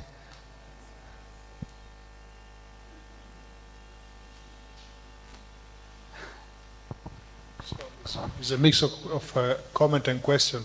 So you talk about these two methodology of teaching. One is pedagogy, and the other one is andragogy. So the one who is teaching more to the adults. So I don't see that there is any conflict. It's just the best way to, according to the audience that you have, that you can use. But of course, most of the people, they know, even the people they are teaching in the school and university, they know the pedagogy. And the andragogy is something that is not new, especially in the Western world, but they have to be explored because the way is completely different. One, the andragogy is to you involve people and you inspire people all the time because they are independently thinkers, no? Because they are already adults, they have their economy, so you have to have a completely another approach. But I don't see any competition between the two, it's just two different ways. Yeah, this is no competition, it's just two different ways. So, and in some time, place, circumstances, better this way, in some time, better on this way. Hare Krishna. On the scientific theory of education, so I'm trying to understand, but it seems that evidence is a major part of this, that whatever your theory needs to be backed up by evidence. Yes. That you show this is, we did this, we got this result. Yeah, so by empirics. Measuring outcomes becomes very, very important. Yeah. And I just, maybe that's lacking. Yeah, measurement it's important for scientific approach, yeah. When we look at the unity, getting unity and diversity, sometimes we may have a diverse approach, but we're unified on the outcome that we want. So, but if we don't measure the outcomes, we can't really compare the approaches. Yes, like it's famous funny story like surgery operation is successful, but patient is died. Prabhu, I just want to make a comment in support of what you're saying about the crossover that takes place sometimes with environment, physical facilities, and then rather than going up to ISKCON, it crosses over. A lot of times in our schools, elementary schools in particular, we make that switch over to Montessori, Steiner, other systems of education that have definitely some philosophy that they're headed to. And so it's a danger point. I mean, as you said, we can maybe take it, but we should be aware of the danger that comes when we cross over like that. Yes, it's dangerous if this side of our system is weak. Because if we put outside like this, we involve, if we can digest their methodology, their practical experience, and digest according to our philosophy, that's good, we become stronger. But if we just try to adopt this, to like make it complete and whole, it just give to child to them, etc., definitely they learn to other philosophy and scientific. So this is like little bit challenge. If you're strong, you can eat. If you're not strong, they eat you. Any other comments or questions? Gaur Krishna Prabhu, thank you so much for your presentation on the topic of unity and diversity within ISKCON's education system, creating an ecosystem. Thank you. Hare Krishna. Hare Krishna. So,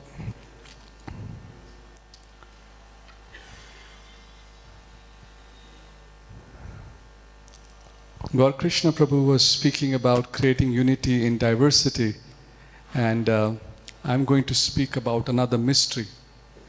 So I title this talk or discussion, can this be closed completely?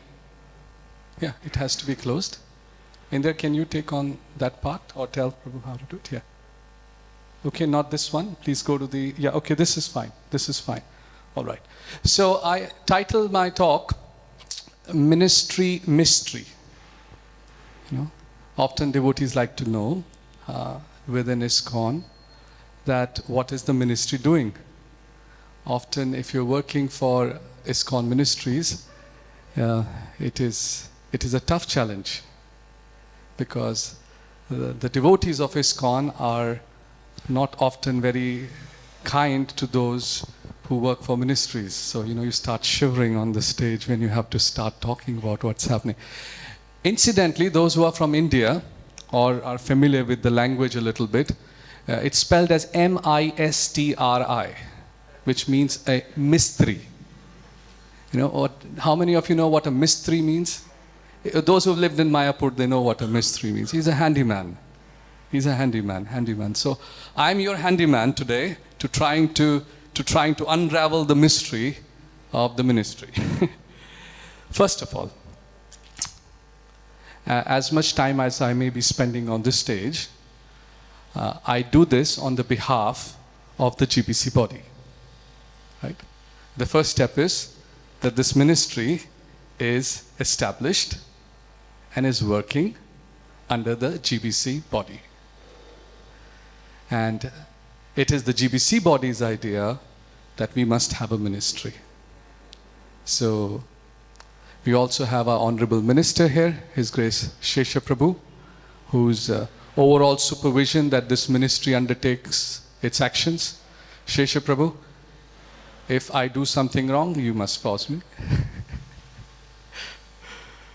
So I wanted to make that clear. So all that we've organized is under the GBC body. Shesha Prabhu is here. And what I'll try to do with you here today is to share some details of what we are trying to undertake. And how are we trying to undertake this? I was trained as an engineer, so I thought, okay, when I graduated from my engineering, from IIT Delhi, I soon realized what Srila Prabhupada's books I had read while I was in IIT Delhi, that what you learn in your engineering or in the secular education, very little of that will come of any value. So I joined my first job and found myself struggling 4 years of rigorous engineering education, and I couldn't use even 1% of it. So I said, this is a good occasion for me to at least use that title of a mystery. So I also, in my life, worked with large organizations where I would undertake restructuring. In the corporate world, big companies, etc. You restructure the boards, you restructure the operations of the companies, etc.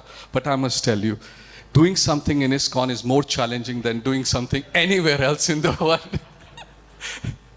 Right? And whoever here has tried to do that is laughing right now with me.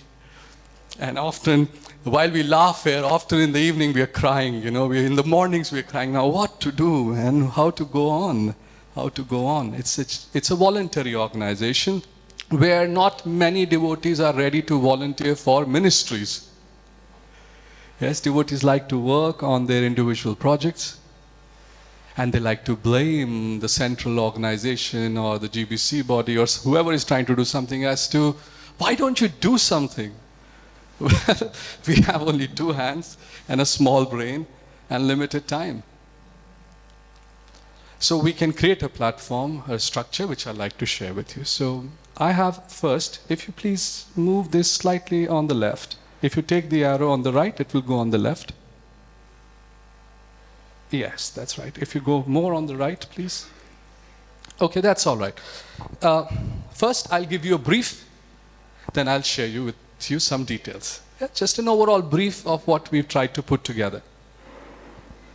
I will read it aloud for you, Shauri Prabhu. I'll read it aloud, okay? Oh, don't try that, please. Because if it goes out of screen and if I can't see the big picture myself, as Maharaj earlier mentioned, I would not be speculating properly if I don't see from the top. And the fact is, a lot of it I put it up this morning with only 4 hours of sleep. So I don't want to forget. I don't want to make a fool of myself in front of all of you. All right. If you were running something like this, you like to see an office. Please don't do anything with that. Please don't do anything. Because if you do that and something explodes, I'll have a great difficulty. First, you like to have an office in any ministry.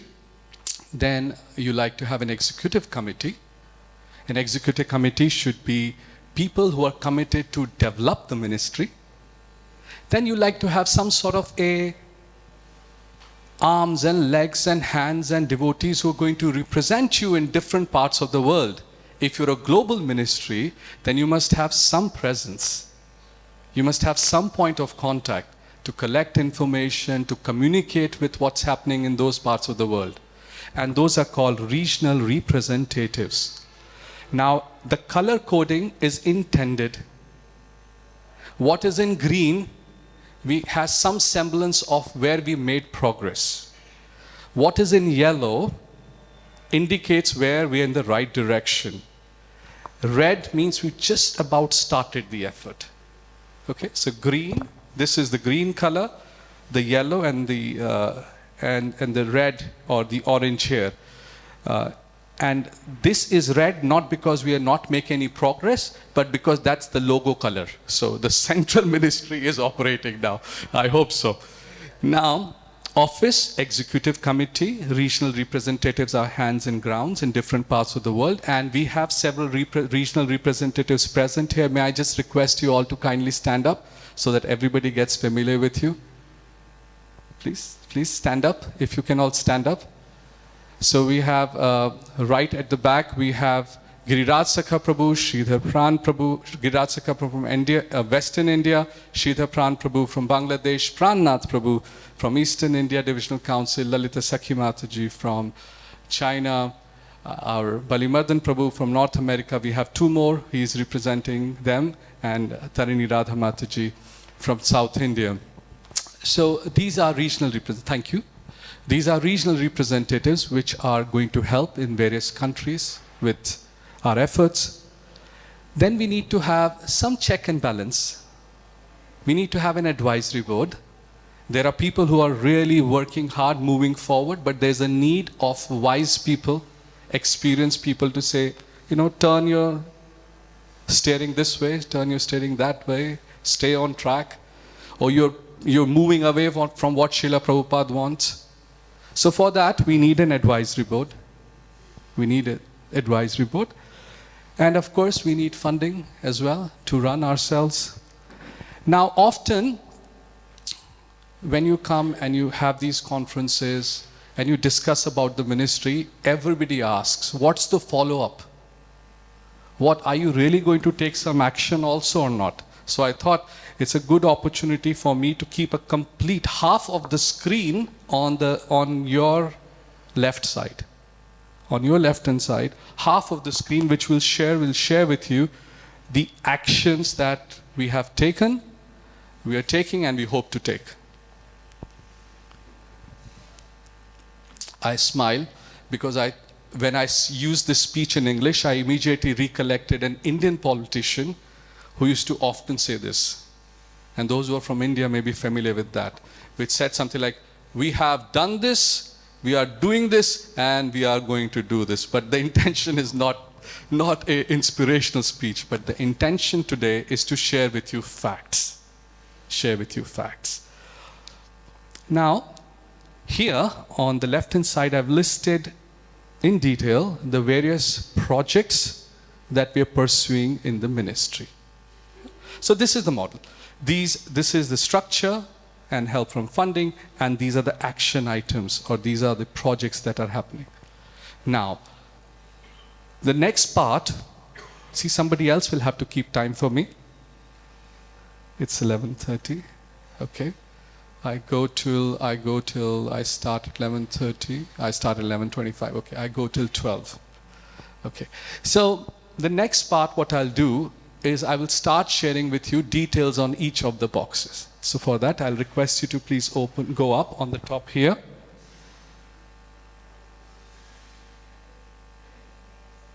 Could we not just duplicate the screen? Because this whole thing of extending the screen causes confusion. If you can please duplicate it. Okay, now Indira Sakhi Devi, please can you go to the top and pull down and go to this model presentation, yes. So now that you have an overall picture, I would like to go one step at a time, and please press on this arrow here. And we'll start from the right-hand side. Right-hand side. Okay, so I'm presenting to you an operating model that we are undertaking to develop the ministry. Next, please. First, I share with you what the current office team is. There's myself, your servant. There's my wife, Indira Sakhi Devi, who is representing also the executive committee members on this office.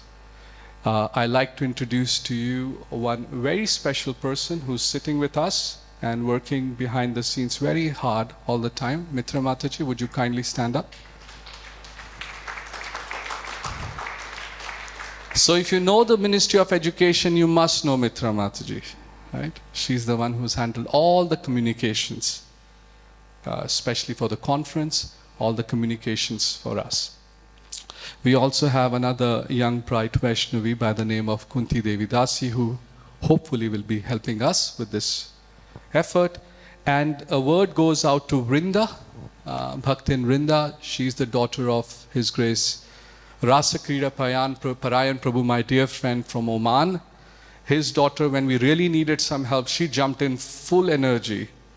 And we needed help with the website and a few other things. She has a master's in digital marketing, so she's going to assist with that. And I thought I must put in bold some important points. Before I go there, I must mention Mahaprabhu Chaitanya Prabhu, who's sitting here, despite the fact that he's eating medicine and helping all of us to go through one presentation after that. Could you kindly stand up? Yeah. He's been helping us with the presentations. Prabhu has volunteered as of last week to help with some of the projects coordination. You know, if you're running various projects, we need help for in coordination. Now, 2 points I wanted to mention up front is the ministry can provide a platform, the ministry can create an ecosystem, but the members of the ecosystem, which is yourselves, will take it forward, not us. We can do the coordination part, you know, the mystery part.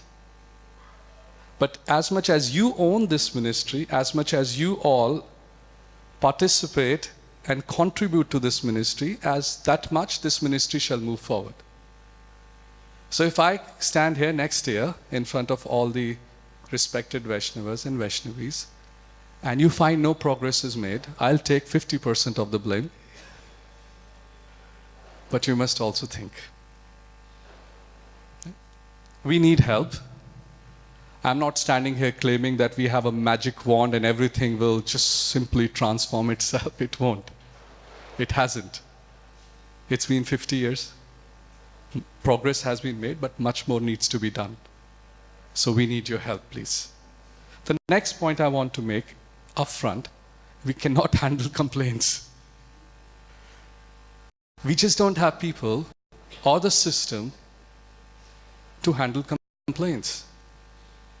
So if you have a complaint, the best person to go to is your local authority or to the respective GBC members.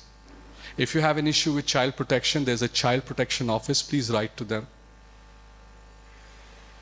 At least for the foreseeable future, we will be trying to focus our energy on developing progressive projects within the ministry. And we just don't have the bandwidth to handle complaint. We don't even know if there's a complaint, who should we talk to? So please bear that in mind and contact your respective authorities if you have an issue. Thank you. We'll move on to the next. So this is the office structure, and if you, amongst all of you, if somebody can help us with the office, with communications, managing projects, incubating, innovating, Bhakti Rasayan Sagar Maharaj is not here, incubating and innovating projects which will help education, we really appreciate that. We welcome that.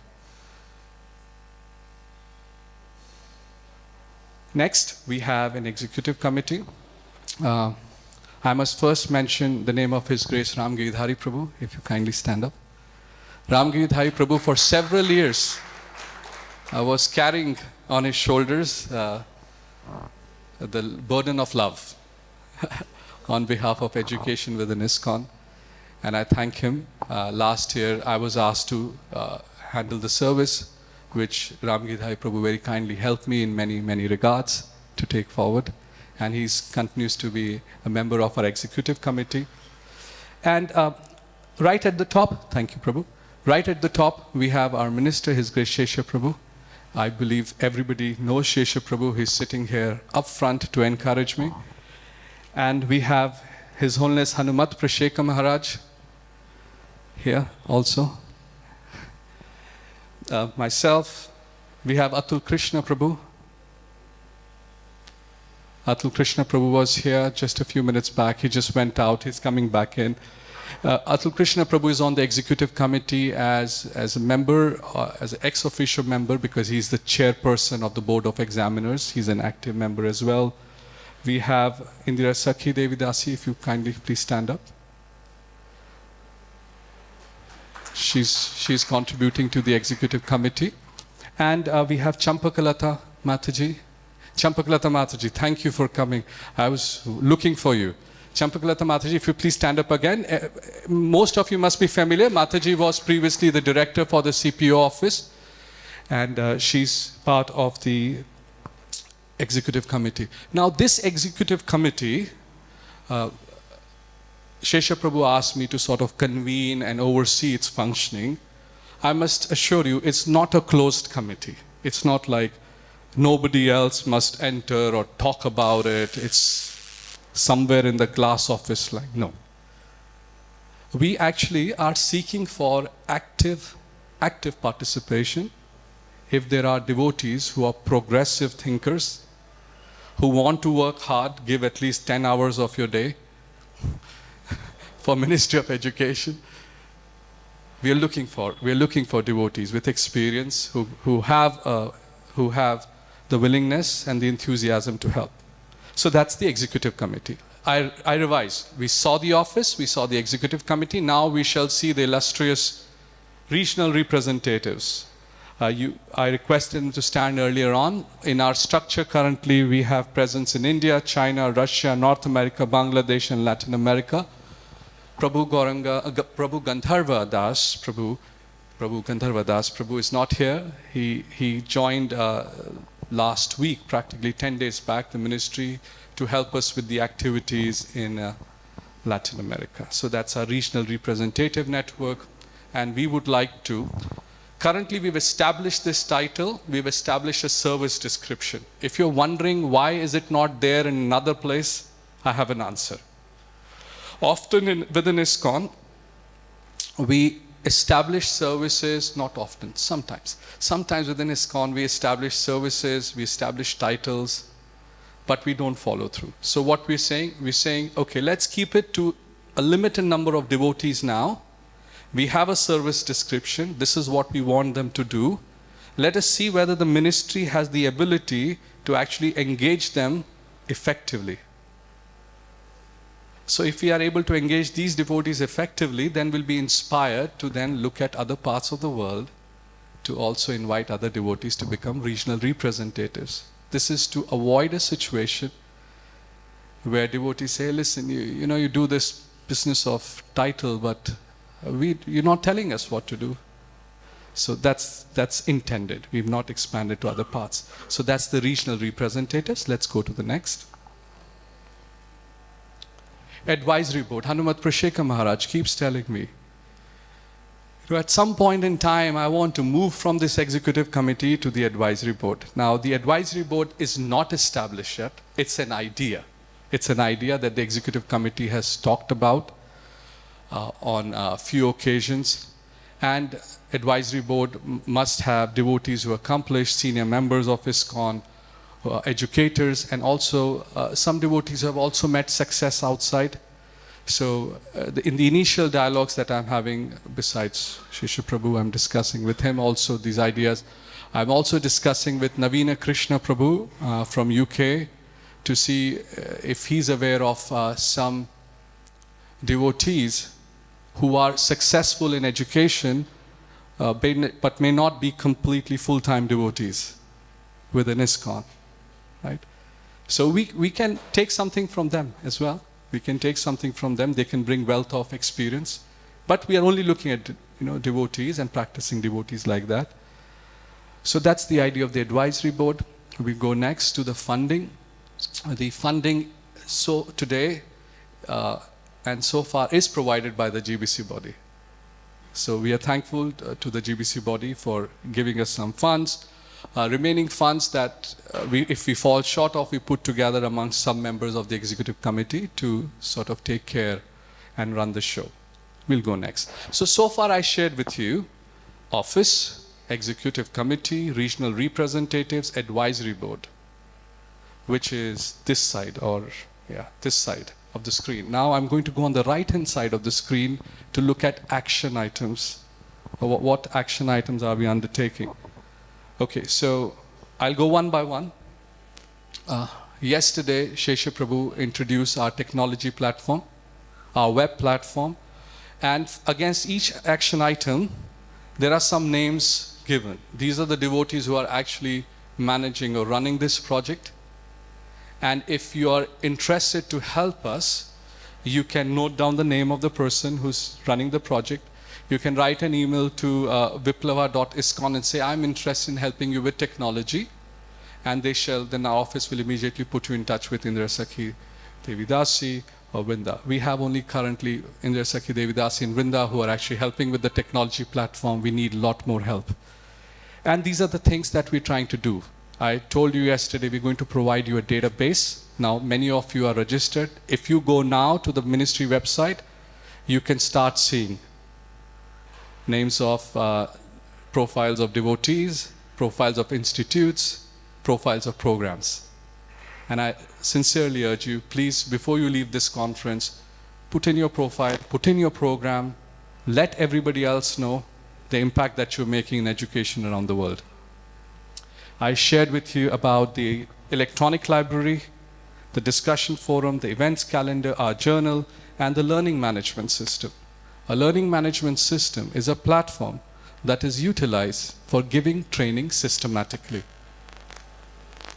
A learning management system allows you on a technology to go through one after the other.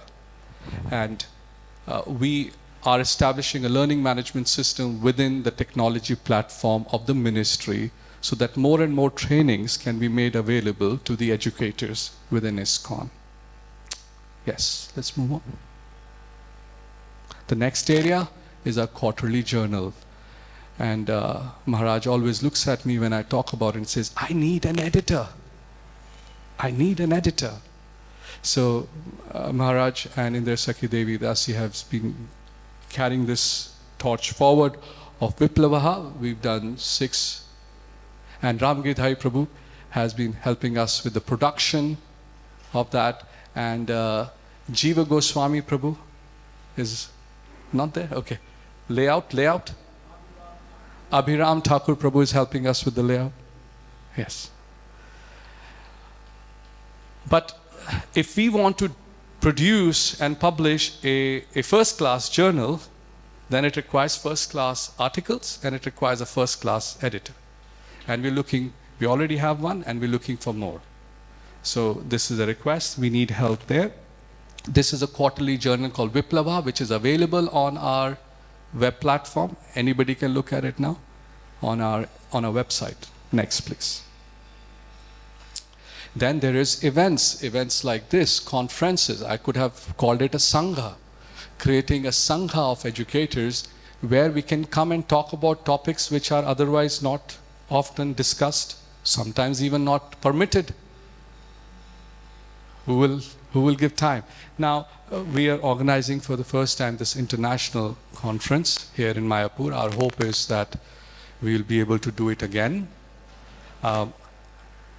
We've done 5. Ramgidhai Prabhu has undertaken 5 conferences in North America. To some degree, this is not the first time that conferences are happening. At least 2 were done also in Europe. 3 were done in Europe, in Radhadesh. Somewhere down the line, we sort of lost steam, as they say, lost steam. And what we organized here, as Srila Prabhu was mentioning, was an attempt to actually bring educators from all over the world and also from India to create a Sangha, which which is attracted, Shesha Prabhu was saying about devotees from 18 nationalities. In our registration, devotees who came through the conference, we have more than 110 participants who participated, educators.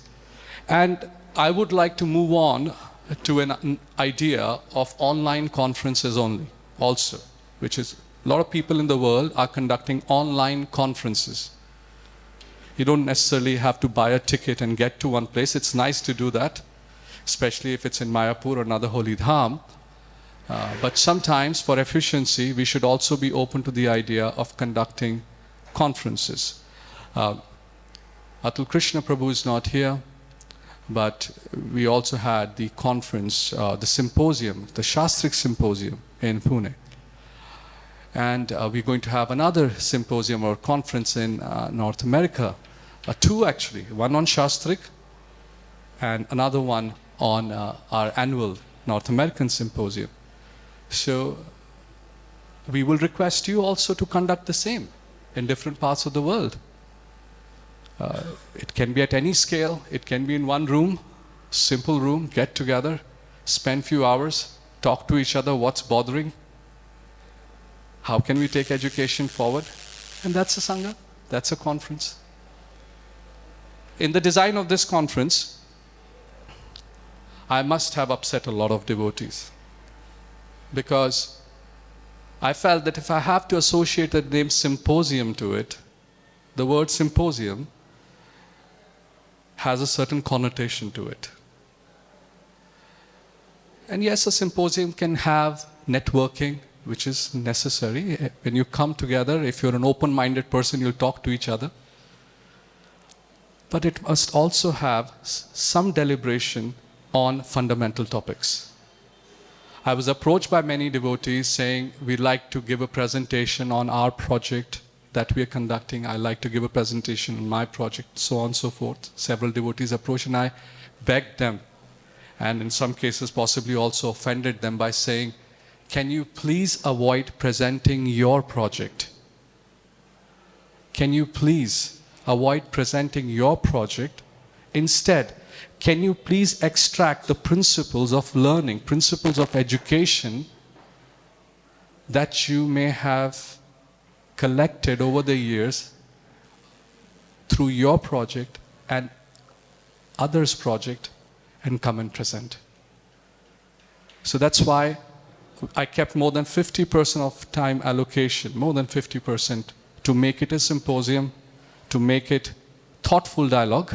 I hope it was thoughtful dialogue on various topics of education. Let's move on further. The world and the way our lives are, we are moving. What I present here is not a substitute for a personal Sangha. It's not a substitute. Not all education and transformation of heart can happen online.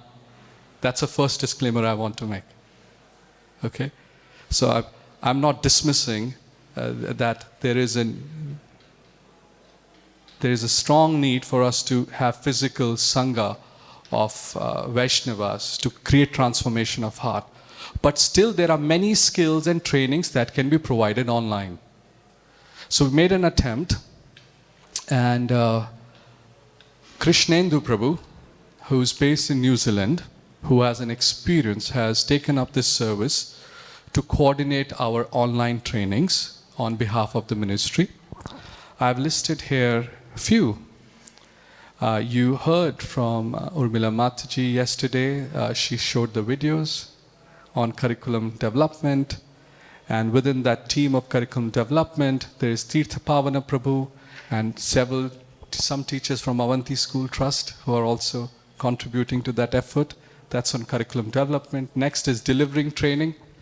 We have Mahatma Prabhu involved, Pancharatna Prabhu, who's overseeing the development of this particular training, along with Janmashmi Prabhu, Prana Prabhu, and yesterday Balram Leela Prabhu also volunteered that he is going to help with his experience on that front. Yes. These things require help. They require a lot of help. And at least for our first training, we were helped greatly by Sridham Prabhu, who also oversees the Full Dome Theatre, the exhibits for TOVP, and he was supported by a very bright young man, whose father is seated here, Samba Prabhu's son, Sudama Prabhu, who helped us with recording it, editing it, spent endless hours in the studio to create the first training. Thank you. Thank you so much. And he's so busy, when I requested Samba Prabhu to please bring him for conferences, just doesn't have time. He's so busy with service. So I'm trying to show you that in these we will require. So what we're trying to create there, with the help of Pancharatna Prabhu and the studio that is often used for ILS recordings, we have created a facility where we can record trainings here, edit trainings here, and then those trainings can be shared with the world of ISKCON through the World Wide Web. So that's the intention. You need a studio. They're the devotees who are helping us. Of course, our aspiration is that we want more and more experts to come forward and share your skills and trainings. We want to establish more such studios. We had an idea to establish one in Alachua, where devotees are passing through. Locations where devotees are passing through. Vrindavan, Mayapur, Alachua is a large community also in the US, where we have senior devotees passing through. They can be recorded, trainings can be recorded, and they can be circulated. And there's an aspiration in this regard with respect to trainings that eventually some of the important mandatory certifications like the ISKCON Disciple Course, etc., could also be made available systematically through the Ministry of Education website. All right, let's move next. This evening, I'll share with you something which is good work, very good work, which is done by His Grace Naveen Krishna Prabhu and Usha Sahani Mataji. Would you kindly stand up? Usha Sahani Mataji is the educational director for the Avanti Schools Trust. They have put together a curriculum which goes from year 1 to year 9, from age 4 to age 13, age 4 to age 13 and 14. And this curriculum will be, we are working with Naveen Krishna Prabhu and Avanti School Trust with the ministry. We're working such that this curriculum will be available to all the devotees of ISKCON in order to assist them for their children education. It is meant for children who are otherwise going to secular schools, but it's a systematic program that will add Krishna consciousness to their life. We are currently evaluating. This is not necessarily going to substitute completely it's not going to replace, Sunday school programs, and these programs, they may meet different needs. So we're evaluating. But you'll be happy to note, and I'll share something in the evening with you. Usha Sahani Mataji is going to give a presentation. After that, I'll share with you the good work that has been put together and will be available through the ministry for everybody. So this will help our children to actually access Krishna consciousness from wherever they are in the world in a systematic way. Okay, let's go on to the next one. The philosophy of education. By this time, if you have the agenda in front of you, you must have already noticed that some of the topics that were on the agenda, a lot of them, weren't just topics for discussions. These were meant to be topics where we'll talk about something, we will then collect volunteers, and we'll form teams so that they move forward. So philosophy of education, we have with us His Grace Bal Govinda Prabhu. If you may kindly stand. Bal Govinda Prabhu is the Vice President at ISKCON Pune, very, very inspiring educator. He can do many things at a time. He can look at the screen, hear me, and at the same time chant at least So many wonderful shlokas. I have had the good fortune of his company many occasions. Bal Govinda Prabhu is assisting Maharaj, Hanumat Prasheka Maharaj, as he's taken the responsibility for putting together and compiling the philosophies of education work. His Holiness Yadunandan Maharaj very kindly agreed that he will help us also in this effort of Rasamandala Prabhu and also Gaur Krishna Prabhu. Where is he now? Gaur Krishna Prabhu. He's also agreed to help in our effort for putting together the ISKCON's philosophy of education work. Our intention is that we would like to come out with books or papers on this topic, on the philosophies of education. Let's move next. Tertiary education. One of the speakers today who's going to come shortly is Gauranga Prabhu. One of the speakers you heard yesterday, Pranava Prabhu, along with His Holiness Bhakti Brihad Bhagavatamrita Maharaj, Harishori Prabhu, and they have been trying to establish a university. Gauranga Prabhu has really taken this forward. I won't speak much because he's going to talk about it himself when he comes in. But the ministry has the aspiration that ISKCON must have its own colleges and universities. Right? There are definitely topics where we can carve out our niche, we can lead the world.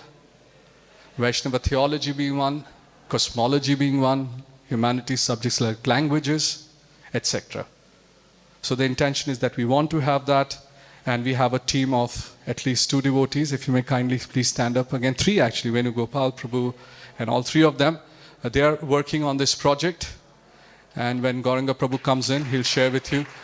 We are really aspiring that the model that we're trying to follow, which I'll highlight to you now, is we want to have penetration in the schools, be it our own schools, or if we can't get there, at least in the form of value education systems. We want to have presence by the inspiring efforts of the devotees from Delhi amongst the youth and college, and eventually get these people to enroll into our universities. So for that, we need to have a university. So that's what we are trying to do at the ministry in terms of tertiary education and collaborating. When I was talking the word action items in black, I must mention to you, these are all partnerships and collaborations we are undertaking. We're reaching out to the devotees who are doing this right. We're trying to create a system where they're willing to work with others, and we're trying to bring in more inspired devotees to support them. Like Sundar Gopal Prabhu, I was speaking to Ajita Govinda Prabhu, I said, we need to have a nationwide impact on value education. Okay, we go next. I have with us here also Champakalata Mataji, who is overseeing on behalf of the executive committee the effort for standard reviews and development. We are first focusing, at least in the school area, we're focusing on school standards. How must we have our schools, what infrastructure, what teacher-student ratio, you name it. So that tomorrow, or I say a few years, when somebody says a Bhaktivedanta National School with ISKCON logo on it, what does it really mean? What does it really mean? Is it really representing a school from ISKCON? We don't know. We don't know because we don't have a standard. What happens there, we don't know. So we must establish that standard, and there's a team, Vishwambar Prabhu, Gopi Gita Mataji, Balimardhan Prabhu, who's also present here.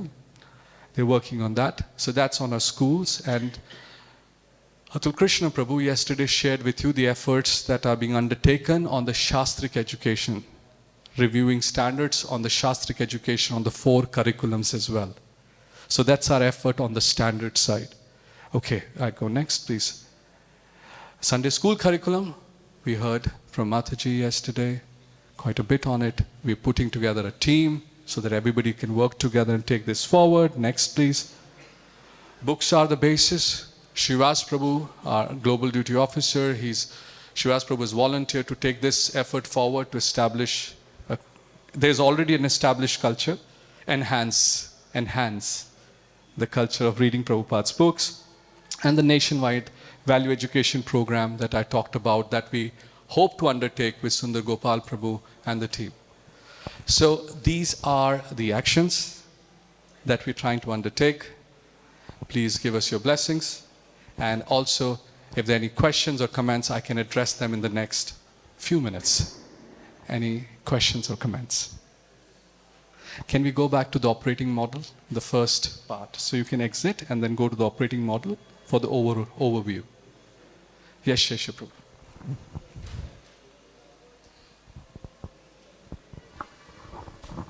There's a question here. Comment, question? Just a comment. Yes. I was glad you went over the names of the different devotees involved because, like you mentioned Krishnendu. You mentioned Krishnendu from New Zealand. Well, he's just an example of what I see happening is that devotees that are involved with the Ministry of Education in the past are sort of coming back. Maybe they haven't done service in the past, but that tie has been there before. And that's true with Krishnendu and others as well. So I think that's a good sign. I'm personally involved in different projects in ISKCON, and I found that as management changes, as people come in and out, if they can always maintain a relationship, a service relationship with that entity they served, it provides a good, strong basis, a fertile ground for the current devotees and current projects that are going on. So I think that, we as a ministry want to encourage everybody to do what little they can, and maybe now, maybe 5 years from now, 10 years from now, they'll be in a position to do more.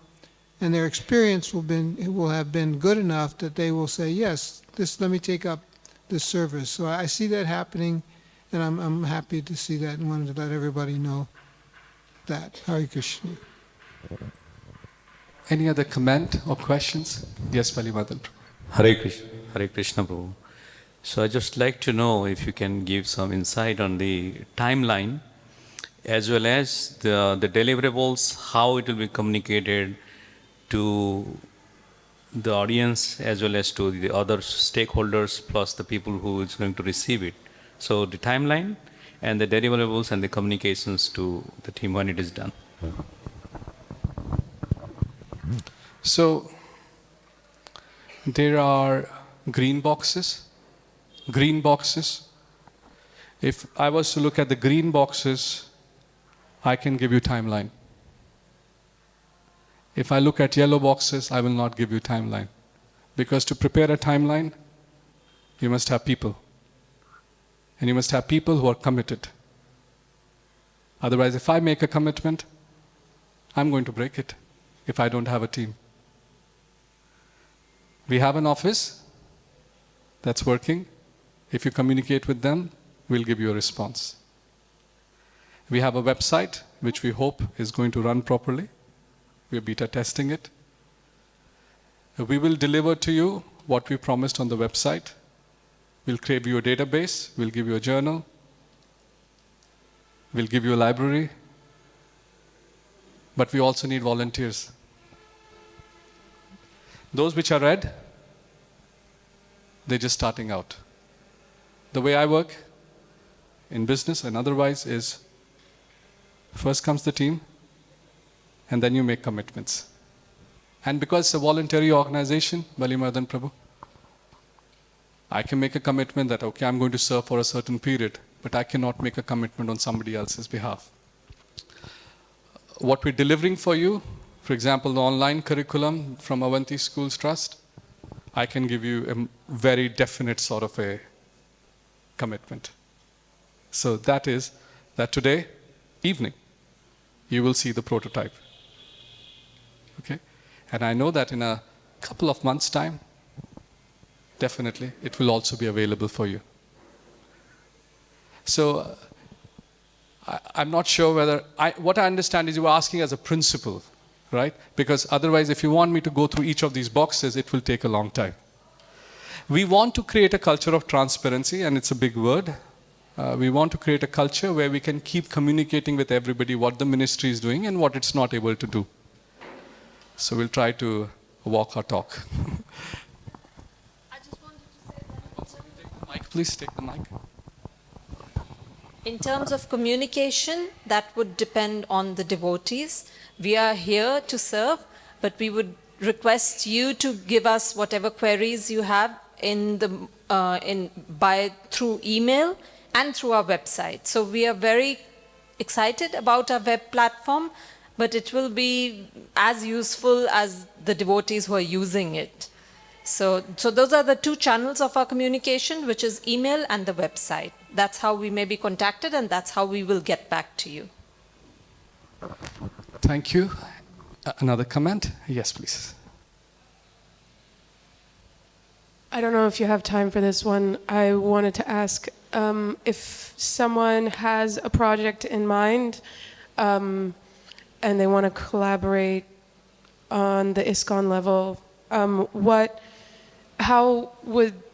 how can someone approach you, and then what kind of partnership could you offer? In what ways could you help someone who has a project in mind? Okay. So currently, we're trying to get familiar with the landscape of ISKCON and its educators. So up till about 7-8 months back, we didn't even have a basic database to send out emails. We just didn't even know who's doing what. So we started from the scratch. We started collecting some emails here and there. So we're building on that. This conference will also help. Now, like in most organizations, if we are able to systematically organize it to say, this is the person who's taking care of kids' education in this part of the world, this is the level of their program. And if somebody comes along and says, I want to serve as a teacher, we tell them, here are the opportunities.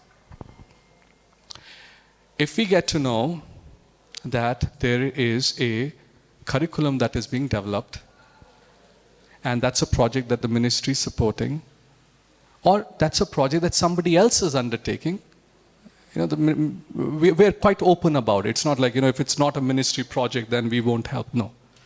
Even if it's your project, please let us know. We'll gladly publicize it, reach out to the devotees for the sake of educators to put you in touch. That's how we'll do. So the more we get familiar with the landscape, the more we can help you. And that's the spirit of how we want to operate. Okay, in the spirit and the intention of time, I would like to close this conversation. Thank you so much. Hare Krishna.